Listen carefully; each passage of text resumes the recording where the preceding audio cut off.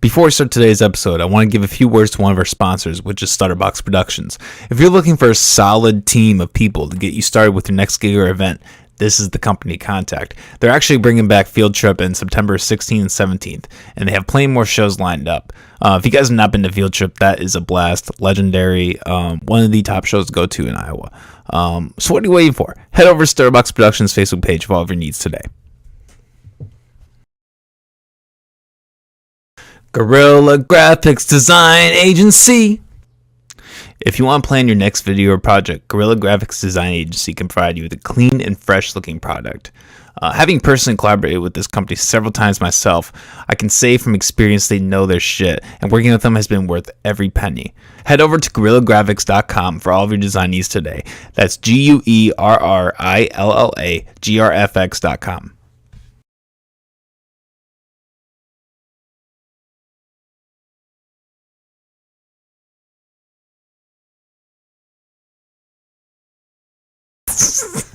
Hello, everybody. You're watching / listening to the McAllister Hours. I'm your host, as always, Colin McAllister. Joined today by Jacob the Freak, returning guest, co-host of their new podcast, Alcoholism. No, just kidding. Pretty much. Moist Monday. How you doing, man? Good. Hey, bud. How's it going? It's going great. Happy to be back. Yeah, thank you again for filling in. I felt really bad for if the guest that was supposed to be on today is watching. I apologize again for our thing. I've apologized way too many times because it's the first time. A nightmare about it. I legit had a nightmare about it last night. I had a nightmare where I started this new job where I'm cleaning houses. Right. I had this nightmare where in the same nightmare I couldn't get these two guys back on the podcast, and I had to go clean this house, and like all these things kept like piling up, and I couldn't get it done in time, and Sure. like the family was coming in. I woke up with like a panic. Just over a dirty house. So I feel bad to T-Bear and Ray West. We'll get you on. Anyways, man, like I said, your alcoholic podcast, the Moist Monday podcast, yeah. Seriously though, you guys are fucking killing it. I listen every week. I was saying this before. You guys have surprisingly gotten your flow down very quickly. Yeah. Like I think even this show we didn't really get our flow down until like probably like episode 50 at least. Probably more like 60, 70. We were switching out the other person every time. Yeah, that's true. But like, and you guys also, I think you have the advantage too where you know each other for a long time. Yes. So you kind of naturally have that. But I mean, regardless, it's very impressive what you guys are doing. Thank you. So. Yeah, I mean, we've been doing Moist Mondays way before the podcast ever started, and basically was like we just hang out at a brewery or a bar. Mm-hmm. You always take a picture with your drink, hashtag it Moist Monday, because moist is the worst word. Monday's the worst day. Put them together, it's great. It's awesome. It's a Moist Monday. Happy Saturated Saturday to you. Saturated Saturday. We have it for the whole week. We do a lot more than just drink on Mondays. Yeah. We drink on Tuesday and Wednesday. Tipsy Tuesday, Wet Wednesday, Thirsty Thursday. I think it's Frisky Friday, but that's not really a drink. Maybe like Refreshing Friday, Saturated Saturday, and a Slippery Sunday. It's a great week. Yeah. I mean, like 3 of those days could also just be sex pseudonyms. Yeah, exactly. You know? Yeah. You can celebrate Moist Monday in more than one way. Multiple ways. You have a moist orgy Monday or something like that. Yeah. Once we start a Patreon, that's what we do with it. You should just have an episode where you have like 5 other people on and just call it the moist orgy. We've wanted just like people in the background. Like one of my dreams for the podcast is to hire a pianist to sit in and just do ambiance. Damn, that's actually kind of cool. It'd be so funny. You ever see Zach Galifianakis' stand up? Maybe I don't know if I've seen his stand up, but I've seen his like side stuff. Yeah, he used to do I think it's called Live at the Purple Onion. He did like a whole stand-up show, well, at least half of it, where he just like stayed at the piano. He just like kind of doodled on the piano and did stand-up comedy to it. Yeah. It was like a very interesting, it was actually probably one of the first stand-ups I really got into. It's like, I like musical comedy. I mean, like Bo Burnham and Reggie Watts, they're both great. Okay. Hell yeah. We just got into, well, not we just got into, but we watched that Bo Burnham Inside Project. You just saw that? Well, we saw it like a year ago. Okay, yeah. that was like, a year ago. You had to Damn. watch it in the pandemic to like really get the feels. Yeah. Yeah, well, I'd kind of avoided it for a little bit because I kind of at the time I assumed before seeing it, because I'm a judgmental asshole. Sure. I was like, is this kind of just like another like pandemic sob story type of thing? But it was very original. It's an art and piece, yeah. It was an art. Yeah, it was its own thing. Like the whole like COVID pandemic thing just kind of seemed to be like a thin layer to like a vaster type of I thing. mean, it's like in a way of coming of age, but like as an adult and like just dealing with like, their social and like anxieties, but also just like environment, like social environment, like a reflection of that. Yeah, well, and it got like really dark at times too. It was He usually does though. yeah, it was a great blend of like it just perfectly. It was the dark aspect. It was the like it was also like a comedic social commentary. And like great music. Yeah, fantastic music. Yeah, and that's kind of like a weird thing is how like music and comedy seem to be synonymous a lot of times. I mean, if it works, it really works. Mm-hmm. I guess I've never really seen a bad musical stand-up, but I feel like that would just be horrible to like sit through, like bad jokes, but also with a guitar. Yeah, like a bad Adam Sandler, like Adam Sandler just bombing or some shit. I always forget he does music too. Yeah, right. That was like how he first started. That was like his like, and yeah, now that guy's fucking. Have you seen Uncut Gems? Yeah, Not into it. it was fine. It's just like it's a movie I'll never be in the mood for again. It's like why like I've never seen Schindler's List again, because like it's not fun to watch. I never finished that movie for that same reason. I mean, I'm sure. Yeah. Yeah, it's yeah. I mean, that one's just a movie of being anxious, and it's a bummer. Yeah, it is a very anxiety-inducing. Like, I really want to. I don't know when I do want to do acid again, but when I do acid, I think I want to watch that movie again. You watch stuff when you're on that kind of stuff? Oh yeah. That's like almost all I do when I take acid. So I watch movies. Interesting. Yeah. I've had. We were just talking about my ex-wife. Oh, yeah. Watching the movie Interstellar on acid, I'm convinced is like one of the main reasons why I got a divorce. Go on. So this Your bookshelf told you to, or what? divorce this bitch. Get the fuck out. Who filed?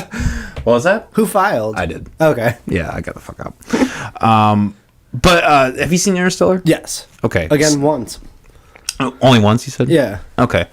It's like yeah, I mean, the themes of like time and fear and all that. Like, we were in this trip. It was because we would do it overnight because we were living in South Dakota. Oh. Everybody's like 9 to 5 type of deal, and we like me, her, and her brother-in-law. We all worked like night jobs and shit.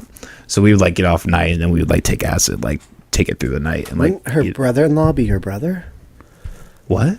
Wait, her brother-in-law? Or her brother, my brother-in-law. Oh, okay. Jesus Christ, these are already getting to me, folks. But no, like just the themes of that movie. Like we went away. Like she wanted to watch it, and we were kind of both like, oh no, like I don't want to fucking watch this shit. Yeah. And that was the first time she had like taken acid. Like, oh shit. Or at least had taken it successfully. Sure. And it got to the point where we watched that movie, and then we all kind of just like split off. Like we were all like so like split. Mm-hmm. Like from that experience, because it dealt with like life, death, and all that shit. Sure. So then like we all split off. Then like my ex was like trying to sleep, and she was like in a state where like I could not shake her out of it. She was like worried that our dog was gonna die. She's like, our dog's gonna die, our dog's gonna die, our dog's gonna... Like, Jesus. The dog's fine Eventually, but yeah. Yeah. It's fine now. And like the part where I knew that she was really fucked up is like we went and took a walk, and we were smoking cigarettes. Mm-hmm. And it was raining. Okay. And we like finished the cigarettes, and like she like finished hers and like threw it on the ground. Then she was like stomping it out, like because she was like worried it was like gonna like start a fire. Like that's when you knew, like, yeah, if you're in that state, like, smoking a cigarette when it's raining. Yeah. So she's pretty fucked up. But yeah, so yeah, that's probably the most intense. Like, but I probably watched like, I don't know, like 10, 15 movies on acid at least. See, I've only done it twice, I think. And the first time I actually ever did it, I did it alone. Oh, damn. Weird, yeah. That is weird. There are not very many people that's kind of like They always say it's like a no-no with acid. Like you're supposed to do with people. It was first time. fine. I don't remember a lot. I didn't like accomplish anything, which was a bummer to me because I remember. You never really do, I feel like. But like I think that's overrated. Because I set up like a nice like. I have like a big chair pad. I put that in the middle of like the living room. I had my guitar here. I had like a pad and paper over here, and then I just did nothing. And I remember I put on a vinyl because I only wanted to listen to like physical stuff. That's and cool. I remember I bought an album purely to do this with. It's Krongabin, The Universe Smiles Upon You. It's a Swedish jam band. And it's fucking great. The vinyl's beautiful. And I remember I listened to it, and then like the first I got over, I was like, oh shit, I have to go flip that. And then I'd get distracted, and then like 20 minutes later, be like, ah shit, the music just ended. I got to go flip that. And that was my entire day. I just never flipped it over. I just stayed laying there thinking about how I need to flip the vinyl. And I was like, that was just a waste of everything. Damn, yeah, acid's weird. It's but it's the reason I quit smoking cigarettes. Okay. I'm a very big advocate for LSD. I think people should be smart about it. Sure. There are plenty of horror stories. Yeah. For every great acid story, there's a bad acid story. Yeah, because I've never had like a bad trip. The second time I did it, I didn't like my environment though. So we went over to my buddy's girlfriend's place, and she was fine, and her roommate was annoying, but I was fine. But everyone there started smoking, and it was my buddy's first time smoking, so I also smoked with him. But I was the only one tripping. And then I remember, like, have you ever hit like a time loop? Like in what way? Like you just forget? Like you just lose track of time, essentially? The way I described it was it's like basically every 3 seconds I forgot that 3 seconds has passed. So I kept thinking, I kept forgetting. So time just felt stretched out, kind of? Kind of, yeah, because I kept checking my phone, and I would do it like within the same minute, thinking that it must have been like a long time passing. I know what you're saying. That's like, that would freak me out. Like my first couple times I tripped acid is like I keep looking at the phone like, oh my god, only this amount of time has passed, and then you start thinking like, oh, this is gonna last forever, and it's then like the fire alarm went off, and we were in, that's right, I do remember you told me and so about this between now. each fire alarm I would forget. So then I would get the initial fear of a fire alarm every single time. And then my buddy who was there, who's like kind of looking after me, and he didn't smoke that night or do anything. I like turned to him, and like obviously I was panicking. I was like, "Hey, we're okay, right?" And he's like, "I gotta get the fuck out of here." I was just like, "That's not okay to do to me." Then I remember he drove me home, and then it turns out whenever daylight savings, where you get the hour back, it was that night. And then I looked at my phone, and it was 2 a.m. again, and I just started sobbing. And he could not convince me otherwise that this happens once a year and that it's okay. And that was the last time I ever did hallucinogens. There's just so much. Damn. You ever tried mushrooms? Yes, that was the first drug I ever did. Like before I even like smoked weed, yeah. Damn. Mushrooms I loved. You did? Yeah, I feel like we talked about this before too, but like, yeah, I've always had an awful time with mushrooms. Just Really? something with the drug. I've always, well, not always, but most times that I've tripped, I've had like some kind of like violent urge. Okay. Like I'm with the person, I have like these images flashing in my head that I want to hurt them. Okay. Which is not good. Yeah, it's your case in that then. Jesus Christ. Good reason to not. Have you ever seen the take a movie drug. Shrooms? It's basically about that. Yeah. Shrooms. I'll have to look that up. That's fucking funny. Let's address the elephant in the room. Oh, right, yeah. I'm bald now, as I'm hoping what you're referring to, not something else is wrong with me. You have cancer. You're dying. You fucking lied to me, man. I lied to everybody bastard. for 2 years, yeah. Go fuck yourself. No, I'm kidding. I lied to myself. So when you came on the podcast, you had a wig? I would have been wearing the toupee, because I God. put it on in June, and I came on September, yeah. I know, it's weird, right? So you kind of talked about it in your own podcast, but like... Yeah, the Moist Monday. Yeah. Check it out. Yeah, go check that shit out. Not the Alcoholic Podcast. It's called the Moist Monday Podcast. What get into that? Like what... Like the start of it? Yeah, like what started you like putting on the wig and kind of putting on this, and then like what transitioned to you just saying, you know what, I'm gonna... All right, so the whole kind of like idea behind every aspect of it was same with like me being a freak show performer and why I have like a lot of tattoos. I like being in control of myself. Like it's a real obsession of mine, and like I get super anxious if I feel like I'm not.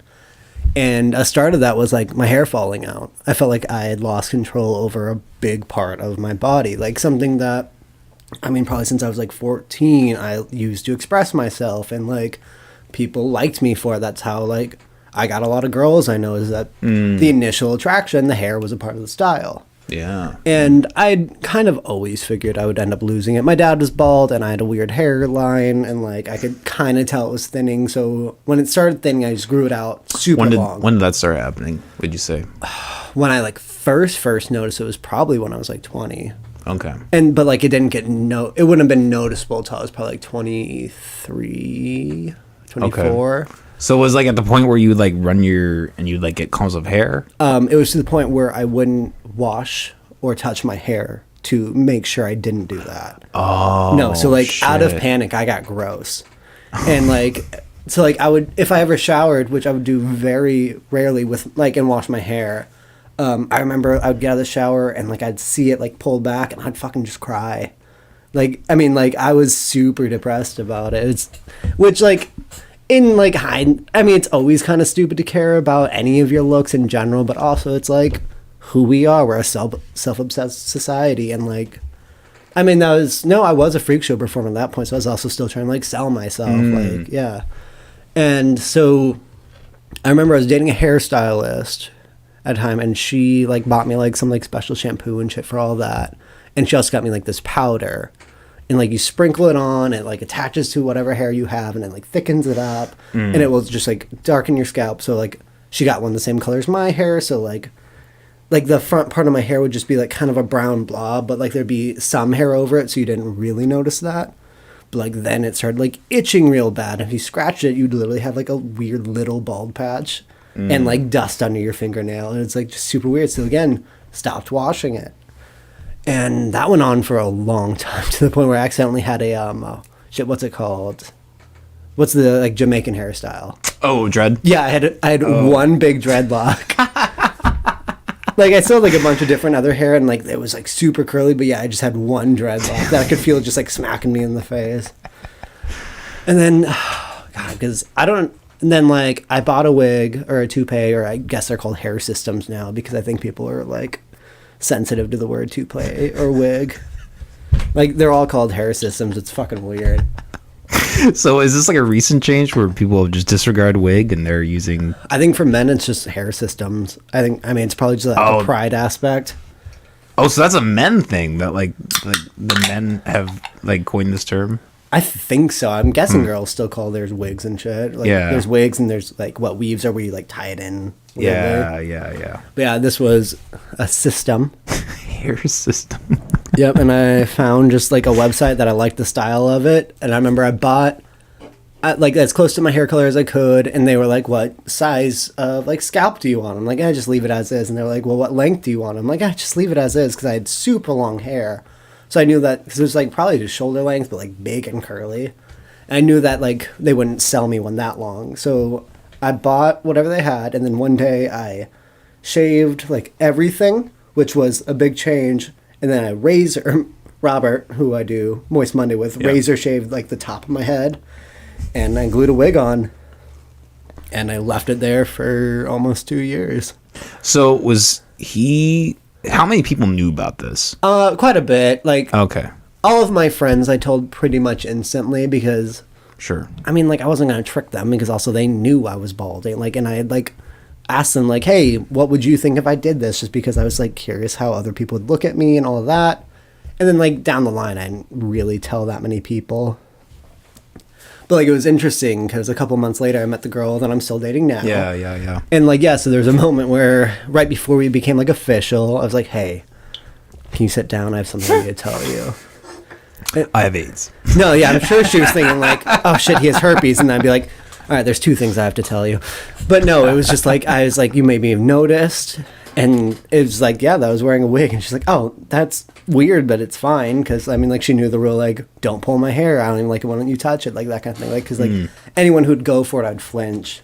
Yeah, and I left that on for, almost 2 years. Because in June is when I put it on, and I took it off, like, a month ago.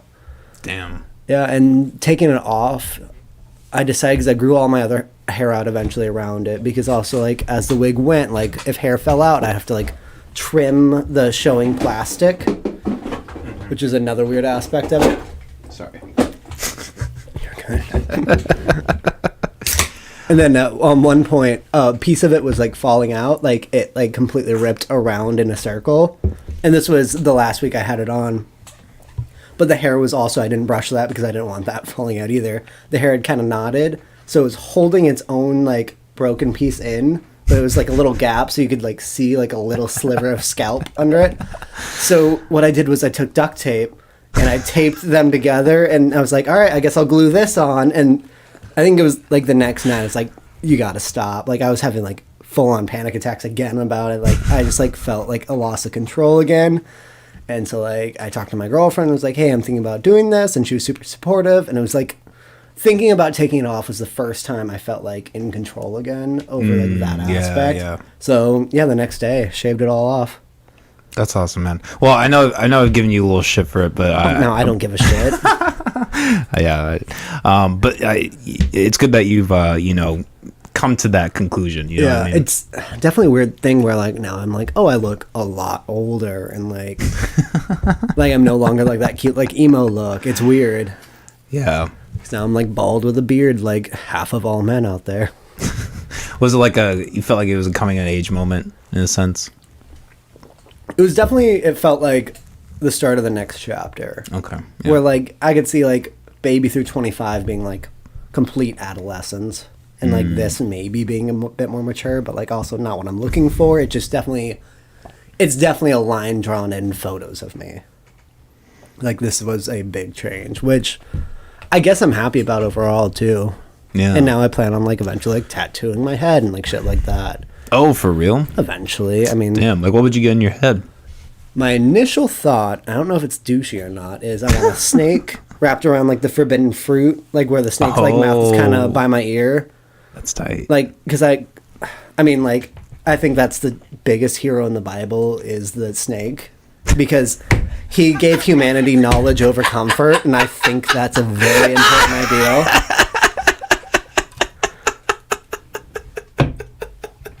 I would agree. Satan's the man, bro!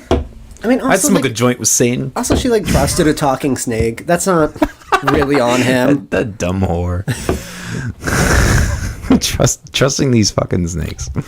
So some Instagram bitch would do that. You know what I mean? Like Eat whatever snake led her to. Yeah, exactly. Be like, you'll get 100,000 followers. Okay, I'd buy the fruit for that. The trials of temptation, man. I don't know. This is the McAllister hours. I've had a weird fucking week, man. Yeah, I started the new job, and I feel like we were out shopping today and doing stuff, and, like, I don't know. I might just start taking Adderall every day, man. Jesus, okay. I might just turn into a cokehead or something. I don't know. I've always been curious if I needed Adderall or not, but, like, I've never, like, tried it. Never tried it. No, and, like, I don't go to doctors, so yeah. It's good. It's all right. I mean, I feel like you should definitely be prescribed, or at the very least, you should do a lot of research. Yeah. The thing I've found with Adderall is, like, don't necessarily go with what the doctor tells you. Okay. Because a lot of doctors will just, like, they'll just give you 30 pills. Sure. And they'll be like, oh, take an Adderall every day. And that's an awful idea. Because then you're just going to be, like, speeding every fucking day, and eventually you're going to crash. Wait, I thought it's supposed to calm you down. I thought it was, like, a focus drug. Well, so it does focus you, like, it focuses your brain, like, where you're focused, but, like, your bloodstream and all that is, like, still, like, you still have adrenaline pumping through you. Okay. Like, it's still a stimulant, so, like, your body's still gonna be, like, it's calming in a sense where, like, for someone with, like, ADHD, like, type of symptoms, like, they're kind of scattered all over the place. Mm-hmm. It's calming in the sense that it alleviates that, but your body is also, like, elevated. Your heart rate's elevated. Interesting. Okay. All that. So yeah, I mean, what I would say is, like, don't necessarily do what your doctor tells you. Don't take that shit every day. Yeah. And I stick with, like, a really low dose. I do 10 milligrams, and it's extended release. So I just take one in the morning, and it lasts me, like, probably 12, 16 hours. Okay, cool. That's just, like, a gradual type of... Because everyone else I know who takes it, they only take it when they're, like, really drinking, and they're like, hey, if you take this, you'll feel sober and you can drink more. I'm like, that's not what I'm after. When I'm like trying to get drunk, it's not like quantity. It's not what I'm after. Like, I don't want to drink double the amount to feel just as drunk. Yeah, that's not a good idea. I wouldn't recommend that. Yeah, I mean, honestly, that sounds like a really good way to like OD on alcohol. Yeah. Like, because you're like a threshold, Right? and like you're drinking a certain amount, like eventually you pass out. But like if you're beyond the point of passing out, I could see it being way easier for your blood to get Yeah. I mean, not what I'm after. poisoned. But you do have the Moist Monday podcast, so you probably have a little tolerance to the. Maybe I actually don't know, because there's like some nights where like I'll drink like 2 glasses of something and I am fucked, like blackout for some random reason. I'm like a dick to everybody. It just like happens sometimes and I hate it. So are you like, when you drink, do you like consistently drink through the week, or do you just kind of have like spotted nights where you're drinking more? I'm trying to like have spotted nights less. Like if I could like limit it to like 3 times a week, that'd probably be ideal. Okay. It's like always a Monday, and then usually like more so if like my girlfriend's in like a good mood and wanting to like have a drink, I'm like, yeah, sure, I'll join. But like I'm rarely after it myself, I'd say. Okay. Unless like I want to feel like pretentious, like if I want to try to like write something, like I have a bottle of scotch in my office for that.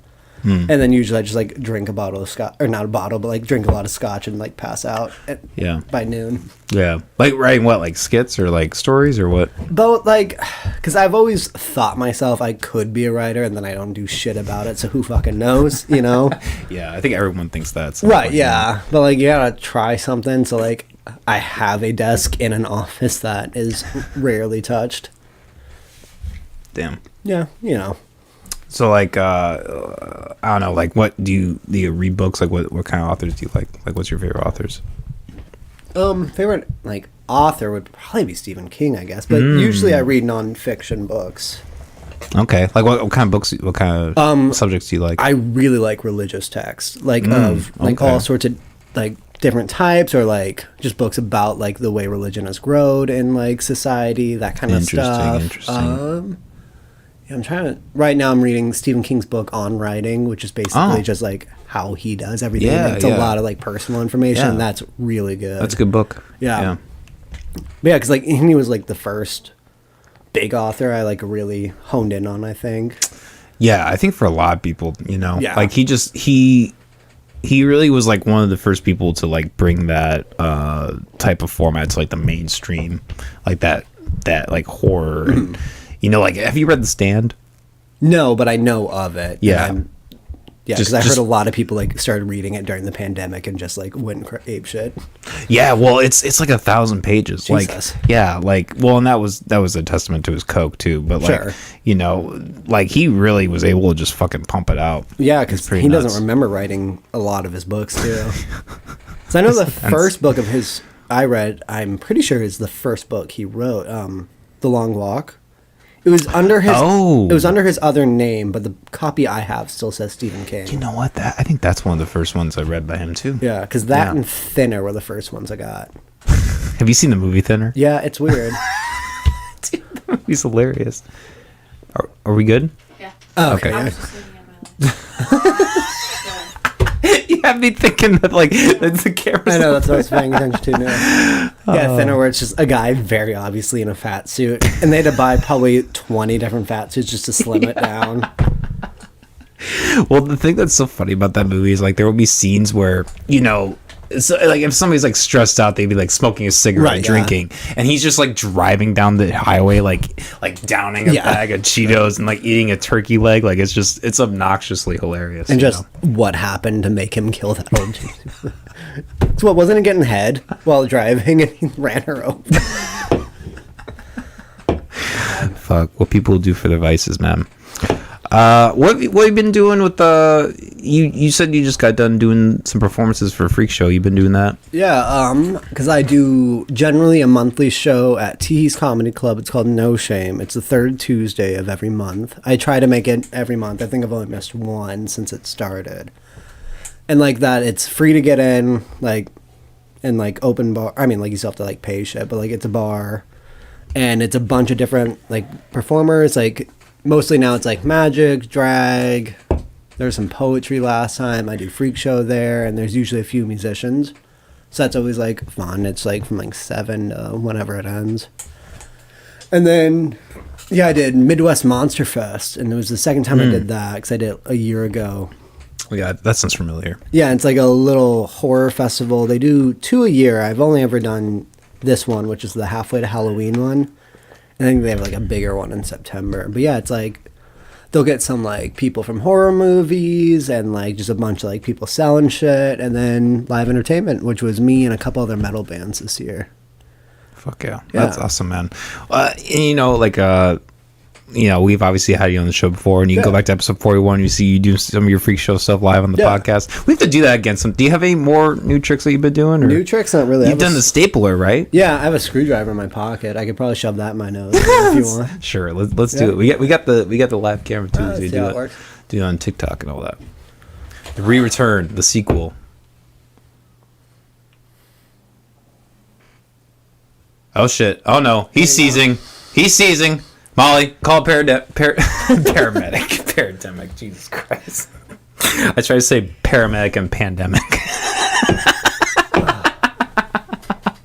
So there's that. Damn, dude. Yeah, this is all blood stained from being stapled and shit. Yeah. It's a weird job. It's a weird job, man. Like, how many people do you think in the world are doing what you do? Shit, I mean, it's gotta be less than 500, right? Yeah, probably. That's what I would guess. Because I have personally, like, talked to probably, like, 30 of them. But, like, that's, like, even working Coney Island of, like, people I've met through that. Like, the main cycle of performers. But, like... Yeah. I mean, my guess would be, like, actually, like, performing, probably, like, 300. Damn. Maybe. I don't even know. Yeah, well, Steve-O, he kind of did, not necessarily freak show, but kind of like a similar realm where like he did like circus stuff. And yeah, because he was a circus clown, like professionally trained. Yeah. Because I don't think he's ever officially done freak show shit. I know he did like fire breathing stuff, and he's like really good at that. Mm-hmm. But like, I don't know if, because like freak show has like, or freak show or sideshow has like the more historic elements. Sure. Because like those are the acts I know is like more the classic stuff, because that's what they taught me at Coney Island. Okay. So, like, I built my own bed of nails. I can do fire eating, fire breathing, human blockhead, which is like the screwdriver you like hammer a nail in, and then like sword swallowing's another classic one, which I still can't do, but yeah. So not to like incriminate your fellow comrades, but do you like, because Steve-O, you know, he did like a lot of drugs to like get through all that shit. Do you find that like in your line of work that other people are doing that? A lot. I think it's about evened out now, where it used to be super heavy. Okay. Like, I doubt anyone is sober and does freak show. Yeah. I imagine everyone will drink and smoke, but like, as far as like heavy shit, I don't know if it's as in like the circuit as it used to be back in the day. Okay. Yeah. Okay. Interesting. I mean, I don't know. I guess it's kind of. I mean, it's the fucking 21st century. Everybody's doing shit, right? I mean, everyone smokes and drinks now, for sure. Yeah. Well, you know, it's weird. I started this new job. I'm at the point now where like, it used to be like I was asking other people if they smoked, and now I get asked if I smoked. You know what I mean? Because my entire life, people have always assumed I was a stoner, and like, I was really sober for a long time. Because, like, I'm not a huge fan of inhaling anything. Like, just the act of it just kind of hurts always. Yeah. You ever smoke cigarettes? Nope. Good for you. I've smoked one, and it was a hand-rolled from, like, some hipster douchebag. It was good. It was, like, cherry tobacco. And, like, I saw him just, like, in the corner, and I, like, gave him, like, a couple bucks for it. Some advice: if somebody offers you a cigarette, if it's hand rolled, be cautious. That's fair. It could be something else. I knew the guy though. Did you see Once Upon a Time in Hollywood? Yes. Yeah. Can you dip a cigarette in acid and it would work? I don't know if it would work. I mean, you could dip it in acid for sure. Yeah. But also, like, the act of dipping something in acid is way more than a tab. Yeah. Because a tab is a drop. Yep. Well, it depends on what you get, but it's usually 1 or 2 drops. Yeah. So but like dipped. a shit ton. Molly, I'm so sorry. When you get a chance, do you mind looking up? Cause I want to see if that's legit or not. Can you smoke? Acid dip cigarette. See if that's legit. Yeah, just click on Coleman, the first one. Google had a new fucking thing where they change everything up. Also, like that your search bar is Yahoo. It doesn't fucking No, mine does it automatically too. Yeah, I it's hate it. McAfee, man. The motherfucker's dead and he's still fucking with our computers. What did you say? Does it work? Acid dip cigarette. what Does it did work? you say? McAfee. McAfee? Oh. McAfee? Shut the fuck up. Wait, what'd you call it? McAfee. Gaffy. McAfee, that's what I Yeah. called it. I mean, I guess that's how you'd say your last name. Yeah. McAllister. Yeah. Yeah! Exactly! Just reminds me of Apple. Give the host some fucking credit! This one? Yeah. I mean, sure, yeah. I mean, it's a Reddit post, so there's probably no official. Yeah.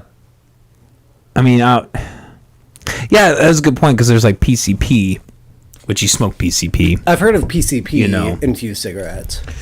I mean, it makes sense because if you can smoke a powder, you could. I mean, because if acid's liquefied, it could be solidified in theory if it was evaporated. Sure. I mean, I don't know if it's ever been done, but yeah, I mean, I think it makes sense. If you can smoke a powder, you can smoke a cigarette, or you can smoke an LSD cigarette. I don't understand how it'd be any better than, like, because you could just take, Yeah. if you had an acid dip cigarette, you could just lick it and you'd get acid. Yeah, true. I wonder if like smoke. Well, and I mean that was a movie, Right. But like, I wonder like if smoking would like the onset would be different. I don't know. One time I took acid after I took an Adderall. Okay. And that was the quickest trip I ever had. Like, Oh. acid usually lasts like 10, 12 hours. This Right. one lasted 8. I Oh, started okay. tripping. So it's still a long time. Yeah, but I started tripping in like 10, 15 minutes. Jesus. Like, my ex and her brother, because I was in Canada at this time. That 9 months in Canada, I did like acid like 15 times. We got an entire sheet of acid Ugh. for like $150, which is super fucking cheap. And so like the whole 9 months I was there, we just did a ton of acid.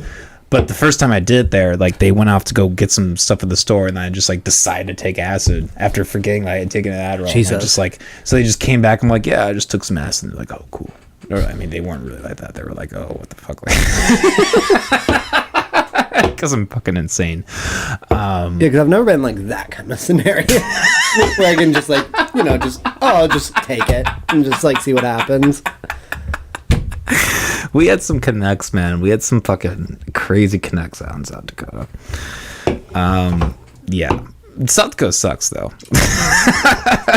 Been a few times. I've got a great grandma up there. Oh, you do? Okay. What part?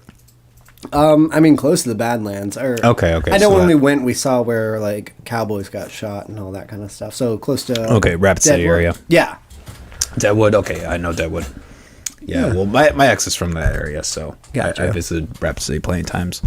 Yeah, but the fucking the monument, the fort, Oh yeah, Mount Rushmore. Mount Rushmore. What a fucking waste. It is a waste. I've seen it 4 times. Really? 4 times. I've just seen it the once. Or maybe 3, at least 3, but too many. Yeah, no. 3 too many. Because like even the first time you're like, oh, The first time it's kind of cool, but then you're like, I drove all the way out here for it's this. exactly what you expect it to be though. Like, Exactly. yeah.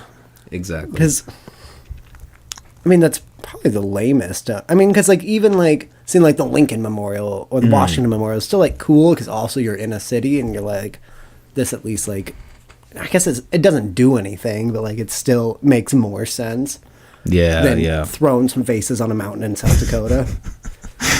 Yeah. Well, and like, I think like a lot of people died building that shit too, because they were like they're just sticking dynamite in a mountain, and then like they had it all mathematically planned out. Which is confusing as fuck. Yeah, I think a guy. I mean, I won't make Molly look it up, but like, I think the guy that did like dedicate his whole life to this. I like, bet. this I mean, monument. yeah. That's And, what people did back then. They like had the one thing, and that they didn't have cell phones. I don't remember when it was built, but I know the one time I went there, I think I talked to a guy who like worked on it. Like, I think there was like an old dude like hanging out there that like I guess was claiming that he worked on it. Do you? Nobody died. Oh, I thought his son died. No one died. cool. Guys, the host is off. Is not. The host is off. Molly, do you want to take over? Which is your fun facts. Let's just have this be the Moist Monday. Well, I mean, last time I was here was the White Hours. I think that went over well. So what you said? I wonder how many words you got in compared to everybody else during that podcast. Yeah, that was that. I will say that was the first time that I like. Afterwards, I told Molly like, I think I finally discovered when you can have too many people on a podcast. When they're that loud of people, yeah. Yeah, well, honestly, not even probably that many people. Just the personalities that Yeah, we that was had, a lot. You know? It was a lot of very three very strong personalities, and then somebody who just is mostly an interviewer. You know. But to this day, probably one of the easiest podcasts I've ever had. You guys just sat back, yeah. Real Jesus take the wheel moment. Yeah. That was, it was really cool to have you guys meet all that. It was an interesting time. I will say the only Patreon I've deleted. Really? Oh, that's fair. That's fair. Yeah, we're not doing that. Fucking Lolo, man. He's a fun guy. He is a fun guy. He's goddamn. It's crazy. I feel like me and that motherfucker have like so much in common. Like Yeah. we're both just like we're both off the rails crazy. Just like do not care. Right. To an extent. Always trying to be edgy. We have that same kind of like fucked up, morbid. Sure. Mildly sexist humor, mildly racist humor. Yeah. We just, I don't know. Me and him have just always clicked. And he was the first, actual artist I had in my podcast. He was all the way from number 13. Wow. Okay. Yeah, him and Austin. Been here a lot. Yeah, and that night was fucking crazy. I almost lost these glasses, same glasses I'm wearing. They almost got fucked up.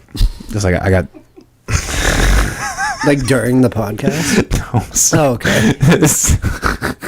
So we did this podcast, and it was a weird experience because I said, he was probably the first or second guest that I had that I didn't know, that was just a stranger coming to my house type of thing. Really? Okay. Yeah, so he showed up with 6 other people. Jesus.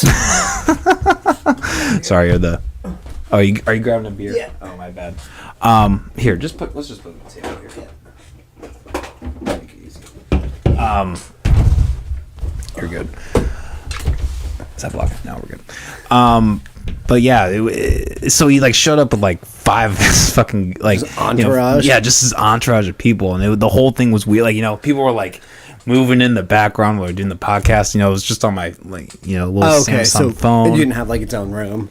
Well, it was at the old. I think you were there at the old apartment. It was just that corner, kind of like this, but it had we had the shittier backdrop and the James Dean, which we still have up here, back there. But so that night that day we were just drinking whiskey and getting shit faced. I think halfway through the episode I basically blacked out. Jesus.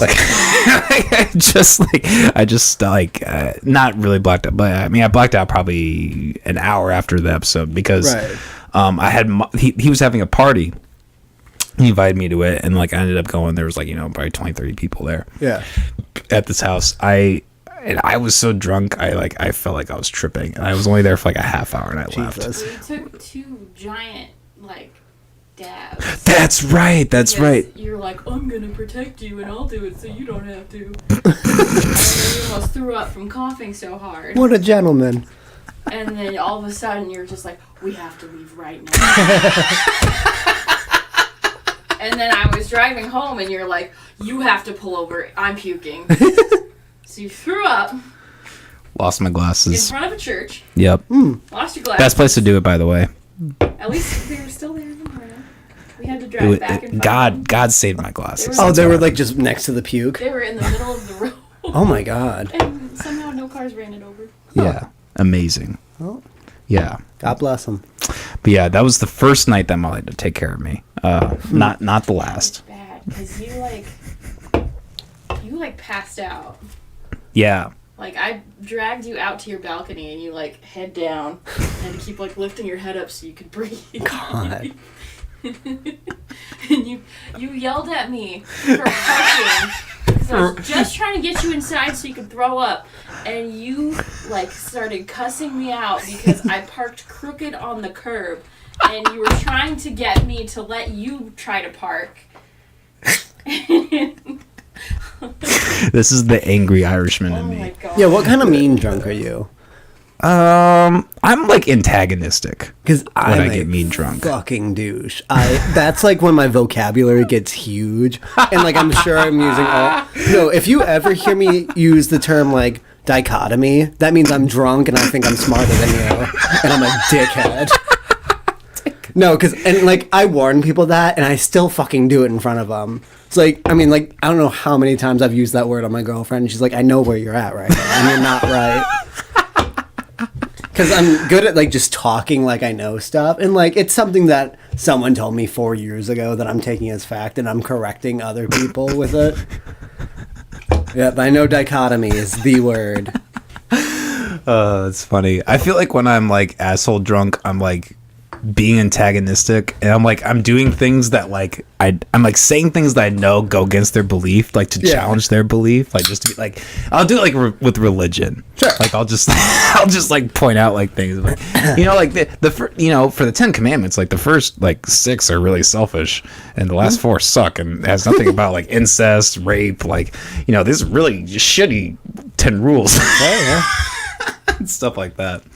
That's kind of the level I'm at when I get like asshole drunk, or like I'll like try like instigate, like not like I've never gotten to the point like a fist fight because I'm like a physical person. No, I'm an instigator of, like, just being a douche. Yeah, like getting into that like heated conversation. Yeah, You know? poking buttons that you can see. Yeah, exactly. I think I always have done a pretty good job like avoiding the physical, because I mean I just grew up at, you know, my dad's not like a person that like would get in fights. You know, he's like Sure. a judge, like lawyer type of, Yeah. you know.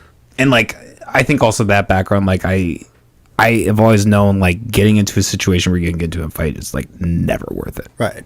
Ever. Like you're gonna get the assault charge.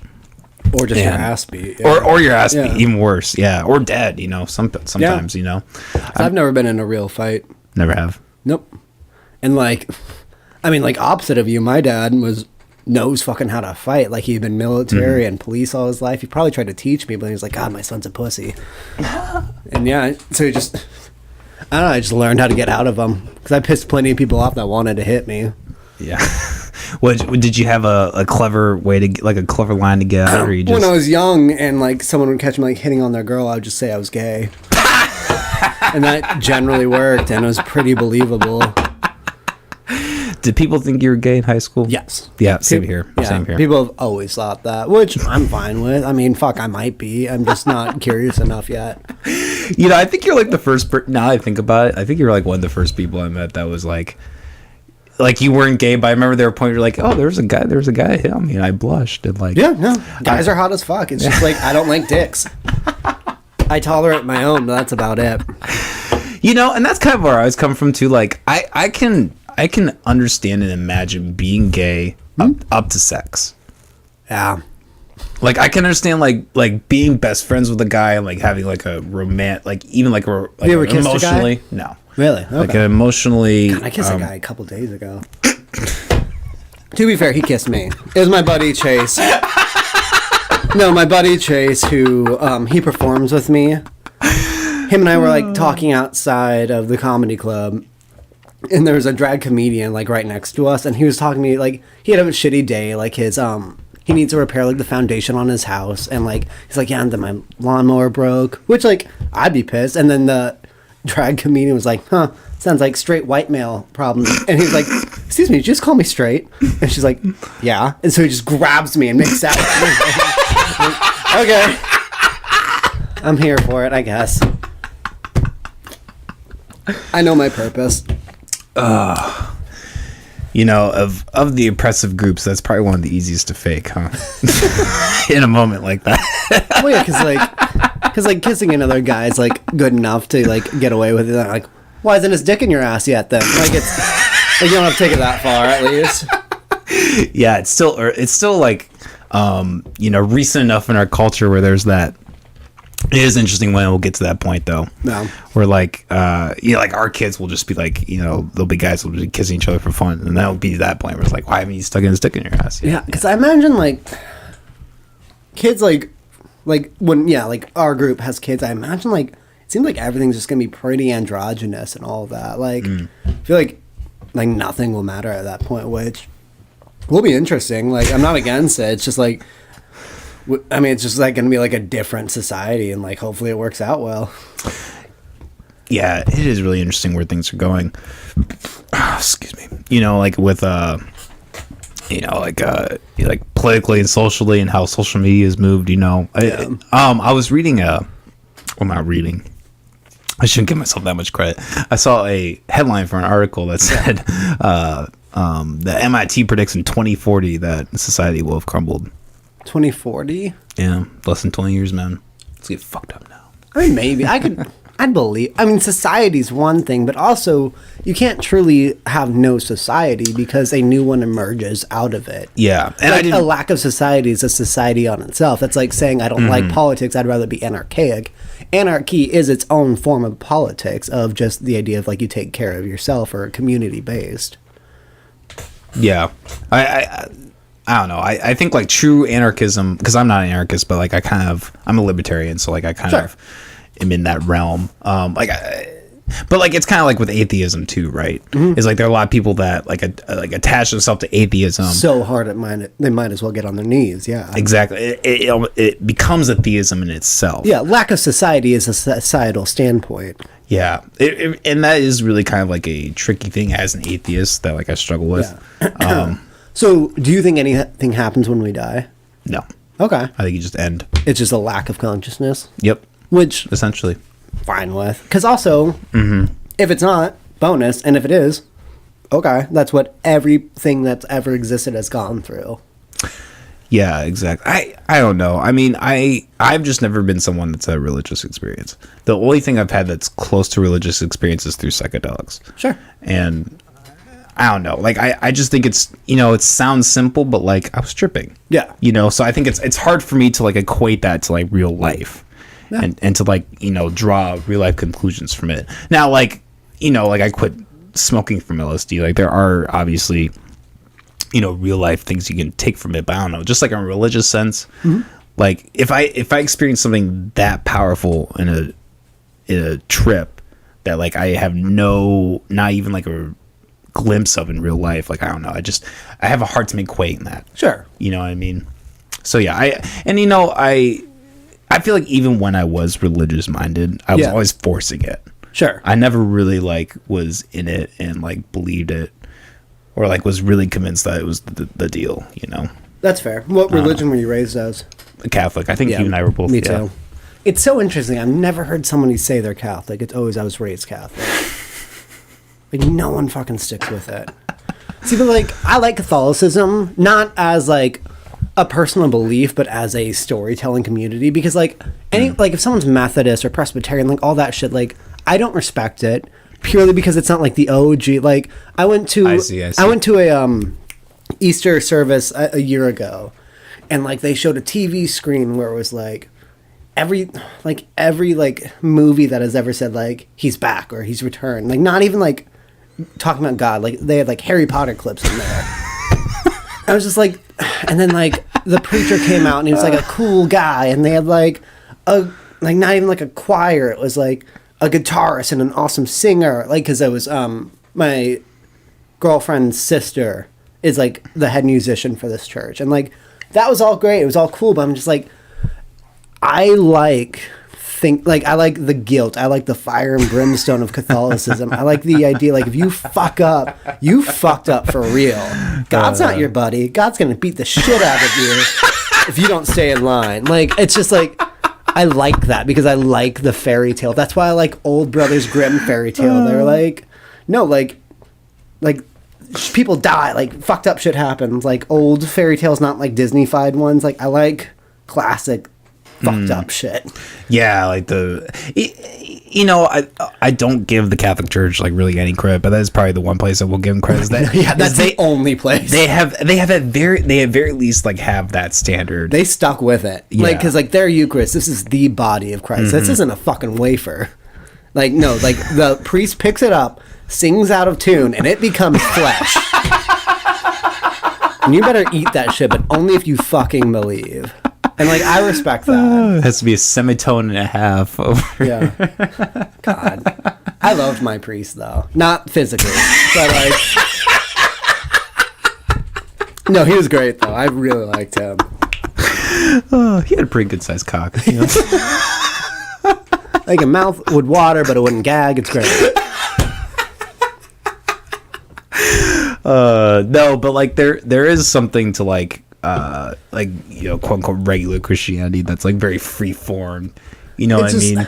Like anyone could be Christian. It's the basis is literally just like you believe in God, okay, you're a Christian. But like Catholicism's like no, not so fast. Like, you have to, like, his mom's in it, he's in it, this whore's in it, and you better respect the fuck out of her too. But not the ones you meet in real life, because you can like hate them. But like this old one, love her.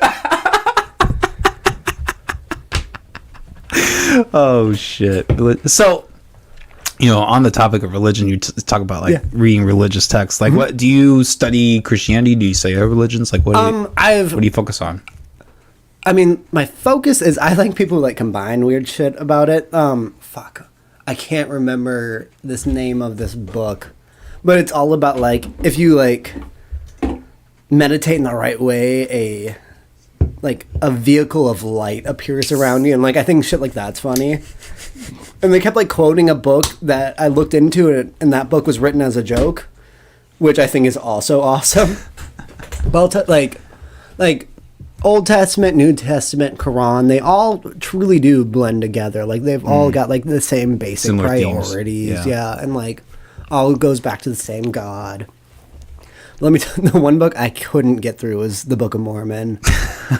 Like, I fucking adore Mormons. They're so cute, and they don't know that they're in a cult. But, like, they come to you in their little short-sleeve button-ups, and they're just so nice. And, like, they always wear helmets when they're riding a bike. It's so adorable. But, like, you look into, like, the religion, and it's like, this is the most, like, flim-flam man. Like, the guy, John Smith, I can't remember. Yeah. Joseph Smith. Sorry. Wasn't he like 16 too? Wasn't he like a kid? No, because I think he was that's old something else. I think he was old enough to have a teen bride, and it was weird. So he was older. That's a good basis for religion, right? Yeah, like pedophilia. If you get old enough to be a All of them have pedophile, it. that's how you know you made it back in the day. Staple for a successful religion. Pedophilia. Every time. Well, that means you made it long enough.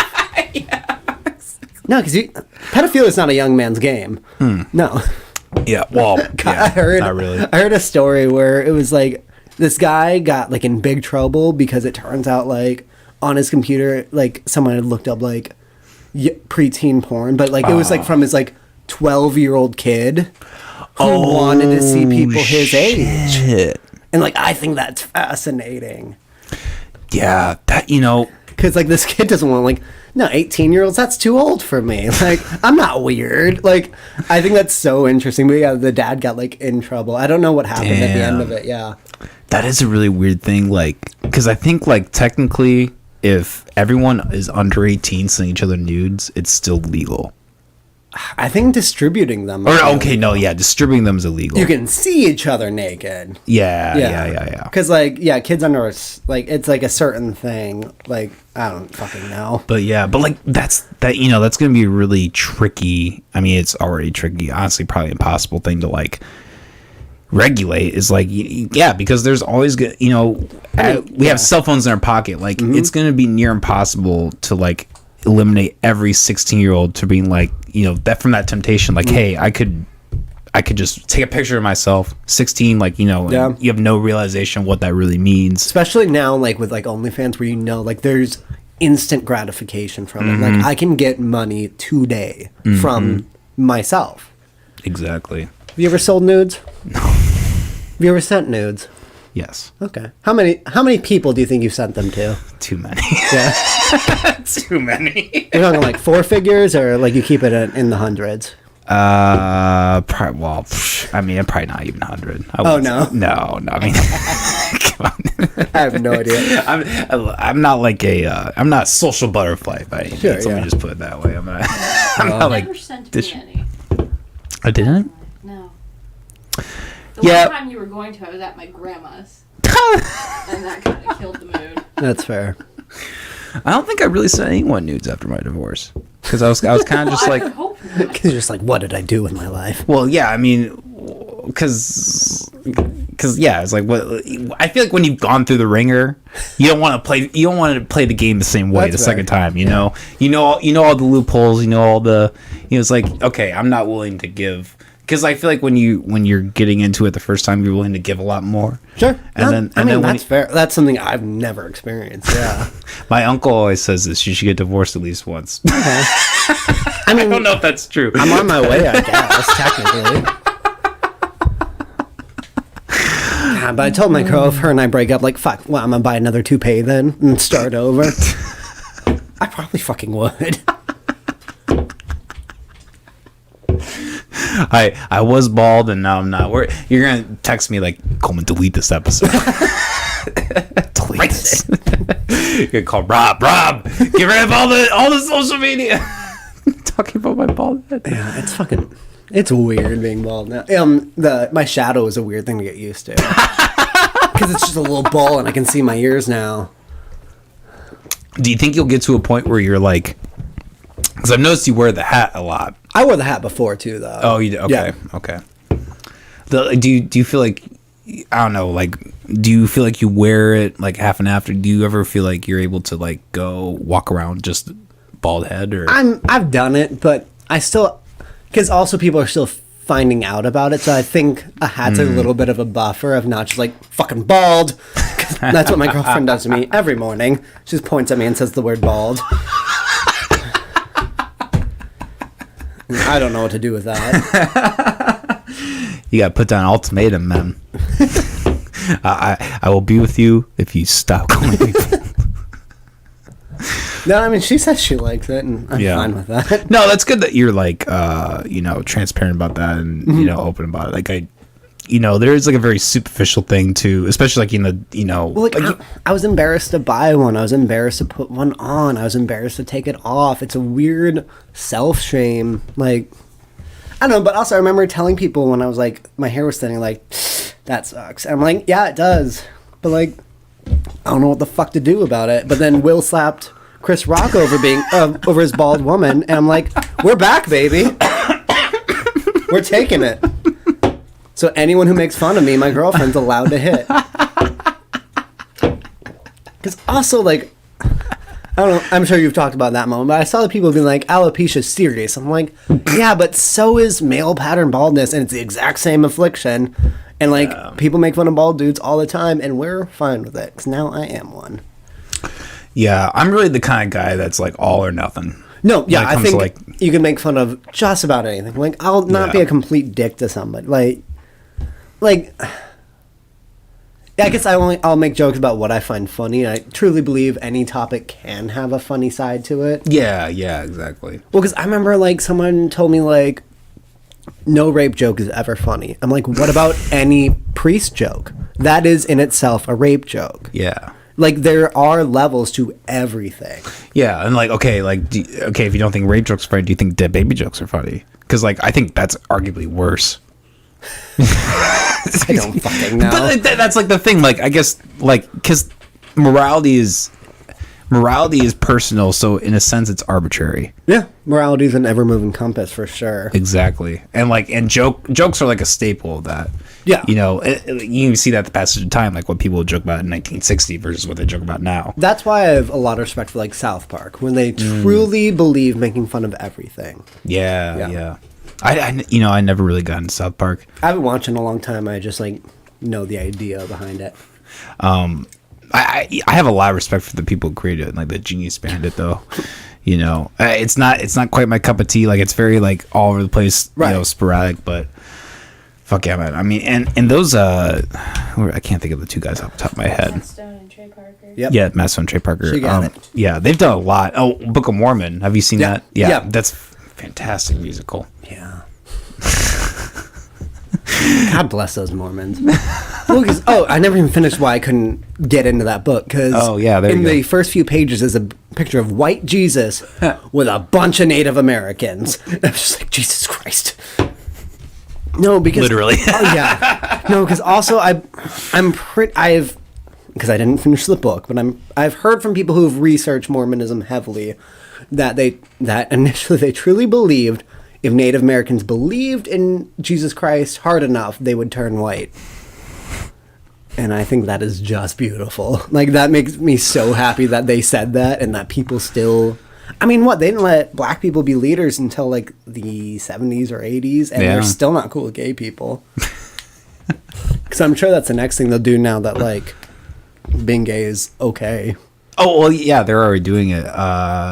Who's the new press secretary is a LGBTQ/black woman, which honestly I think is more racist because you're just giving a black person the worst job in America right now. Like, to have to navigate the fucking that was the thing with the new Supreme Court justice. Yeah. Where she is 100% qualified. I watched her hearing. She handled it like a badass. But the fact that before she was put in, he said, I will put a black woman in this place. If he didn't fucking say that, he could have just done it. And, like, because people are going to tell her, like, oh, you just got this because you're a black woman. And technically they're right. Yeah. Like, that was... I fucking hate that he did that. I did too. I'm really not a fan of, like, the equity stuff. Not because I don't think that black people, deserve to be in those positions, but it's the methodology of doing it. It's the idea of announcing that you're gonna, like, you could just do it and people will say, like, oh, you just did this for that. But, like, if you do it because they're qualified, and do it because but I mean, like, also, I mean, you can do it because she's a black woman, and because, like, we do need more representation as far as Supreme Court justice. You do need different points of views for that position. Yeah, but, like, sure. You don't have to be like, I got one. Ultimately, it's a characteristic. Yes. And you're honing in on that characteristic where, it's a glaring characteristic. There's a lot of history and a lot of things behind it and a lot of things you need to consider. It's an important milestone, and thank God she was qualified, but, like, just the way he fucking went around and did it pissed me off. Yeah, I'm not a fan of, like, the Joe Biden train and, like, all the angle that he's the stupidity. Yeah. And that's kind of the thing that's really frustrating is, like, lies. Well, because I'm not a racist person, but I also do reject, like, the equity and, like, the Black Lives Matter type of stuff, and, like, people, like, synonymize that with being racist, and it's like, no, I just don't like the methodology of it. Like, I promote people of all different cultures and I mean, yeah, skin tones. you have a lot of like different people on this. Yeah, too. exactly, and, like, exactly. Yeah, I mean, also just the culture you're a part of is a very, like, diverse culture. Yeah, because, like, I like all the movements. I just never trust the people in charge of them. Well, the government's giving Black Lives Matter, like, fucking millions of dollars, like, under the table. Like, they just bought, like, I know they just bought at least one mansion.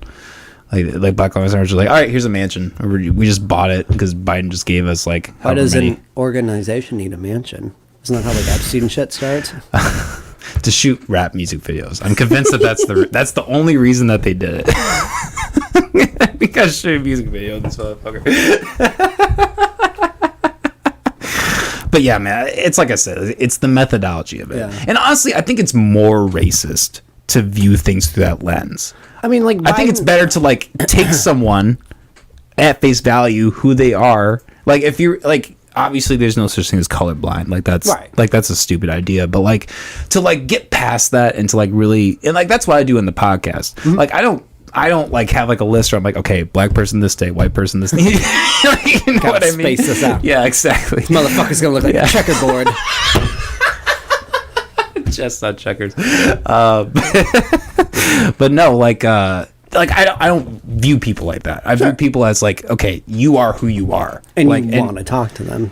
Exactly. Yeah. And, like, your background, your characteristics, like, of course that makes up who you are, but that's not the only thing about you. Sure. You Yeah. know, there's plenty to a person. Because, like, what is it called? Like, something action. I can't remember what the word is. The idea of hiring minorities into a higher up position. Direct action or something like Something that. like that. I know what you're talking about. Which, like, I do see the issue of it of, like, well, you should just look at the qualifications and see who's more qualified. But also, I think that's the future we're leaning or hopefully moving towards, where, like, right now, like, you do have to right some wrongs in society. Like, I mean, like, I'm so happy I'm a white dude.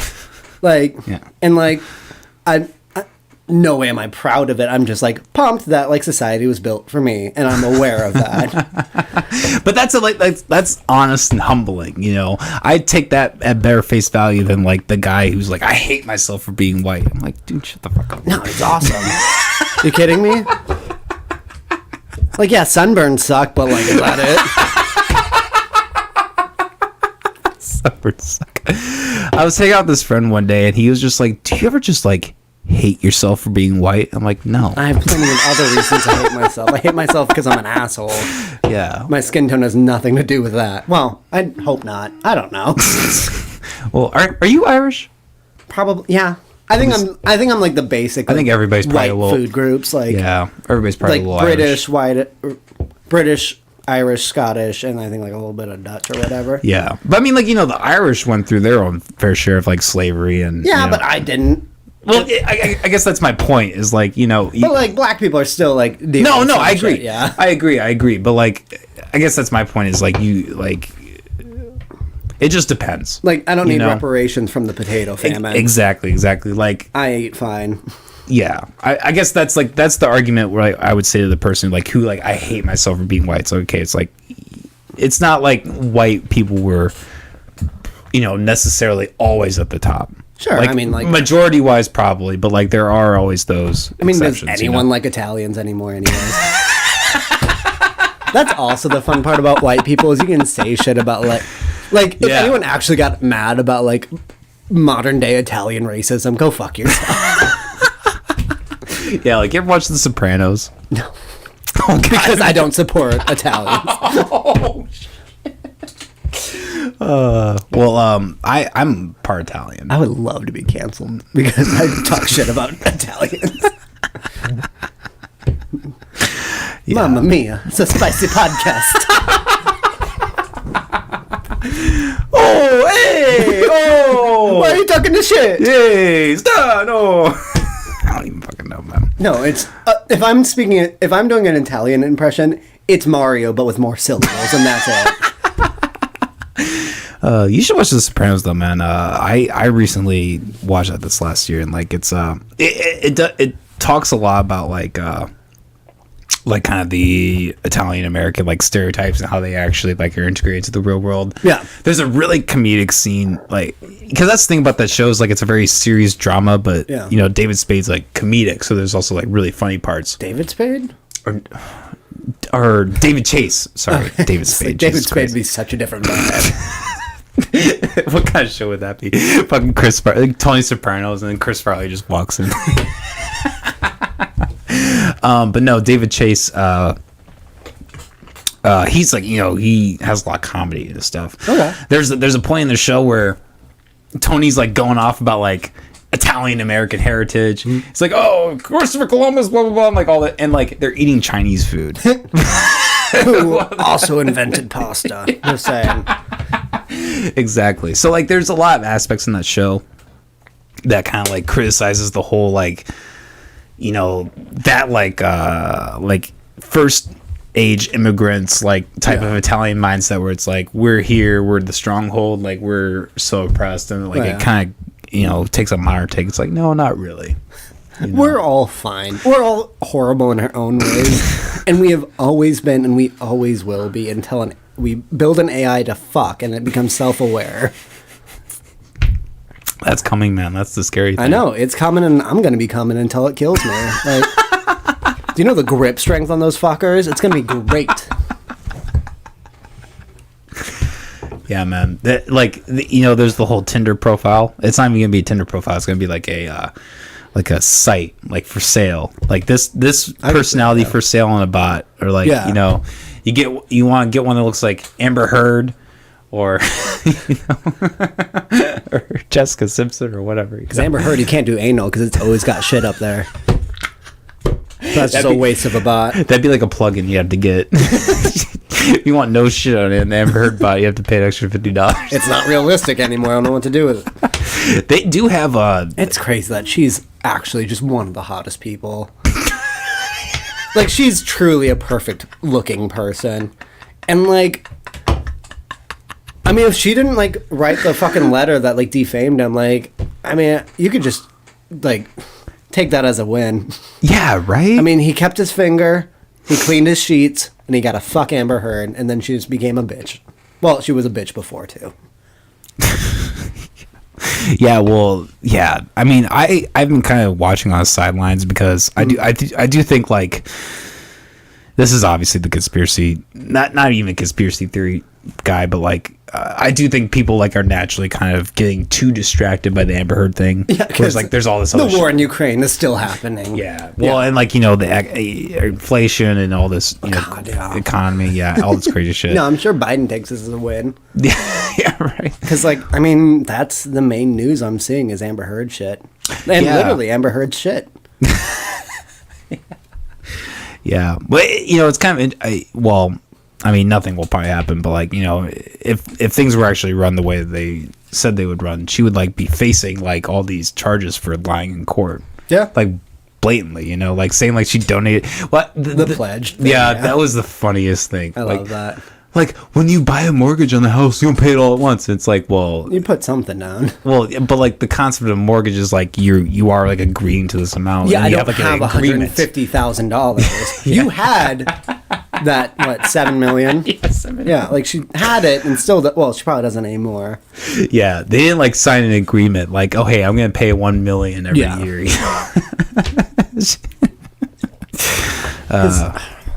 It really plays, or I think kind of as a testament to like there's the archetype of a woman that like I feel like is like the mainstream like male, this is she fits that archetype. This is the kind of woman you need to chase, and like we're seeing in real time like how that maybe these bitches are fucking crazy, and maybe it's not all about looks. Maybe it's about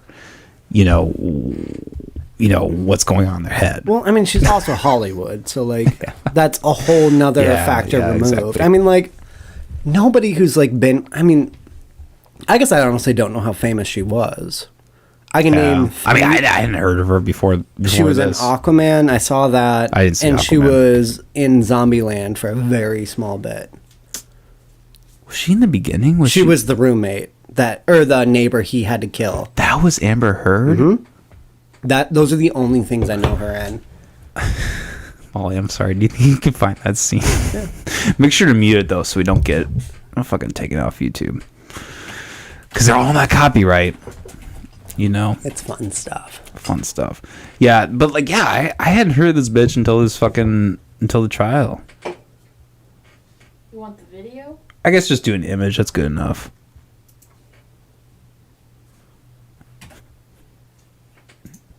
Not. I don't think she's in I'm the one. changing the screen. Oh, I see. Okay. It keeps doing that. That is Amber Heard. Mm-hmm. Damn, she's young in that too. Hot as fuck. She should just stayed a zombie. That's something they never talk about with zombies is that they are definitely walking around with shit in their pants. Well, no, when you die, you shit yourself. And then they get up and walk around. Yeah, I remember I had a coworker. He was like borderline severely like mentally challenged, but like he, because I was like stupid and like getting into it with him about like zombies. He was like convinced that like zombies are real. And, like I actually did like research and like for like how our tissues are made up and stuff. Like they would only last like a couple of weeks, right? Yeah, well, maybe a little longer than that, but like eventually with the heat and everything, we would disintegrate. Like. If there was a way for like dead bodies to be resuscitated some way and like done in that way, it'd only last a couple months. Well, because like zombies won't be undead; they'll be a ratified version of rabies. Yeah, essentially. I've always wondered if I got rabies and you release me in the woods, do I become like a public menace or do I just die? Like, do I run around like eating deer and shit? I don't know. Yeah, because I don't think anyone's ever done it, and I'm so curious about it. I don't even know how rabies affects humans, honestly. But it affects all animals the same way, doesn't it? Like, you just... Yeah, they just become rabid and irritable and angry and attack things. And Yeah, which I'm so fascinated in. Like, if it was like a human. Because, like, that's a scary fucking way to die. Because if you have a symptom, it's too late. And apparently, like, symptoms can be dormant for, like, a long fucking time. Damn, for real.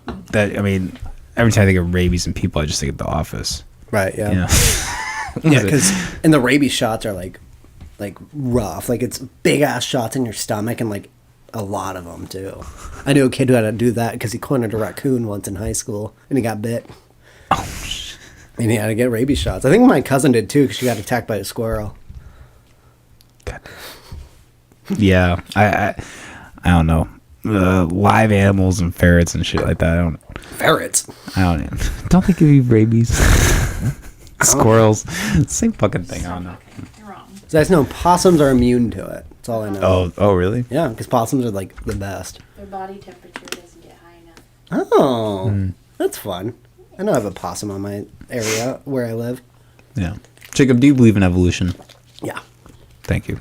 You're a smart person. Yeah. I think the massive wave of depression our society's facing is a form of it that we are. I think society moved past where humans are actually supposed to be, and that's like a side effect. I don't think we're meant to like I 100% experience agree. each other in the way that we are. I think that's why everyone's like so depressed and suicidal and shit. And I know it like has to do with like actual chemicals and shit, but that also might be like because of like the shit we're eating now, like all the plastics we're intaking. Yep, It's like, yep. God, because I was reading a book on the Donner Party, and those fuckers went through so much shit and never wanted to kill themselves. They were fucking desperate to survive.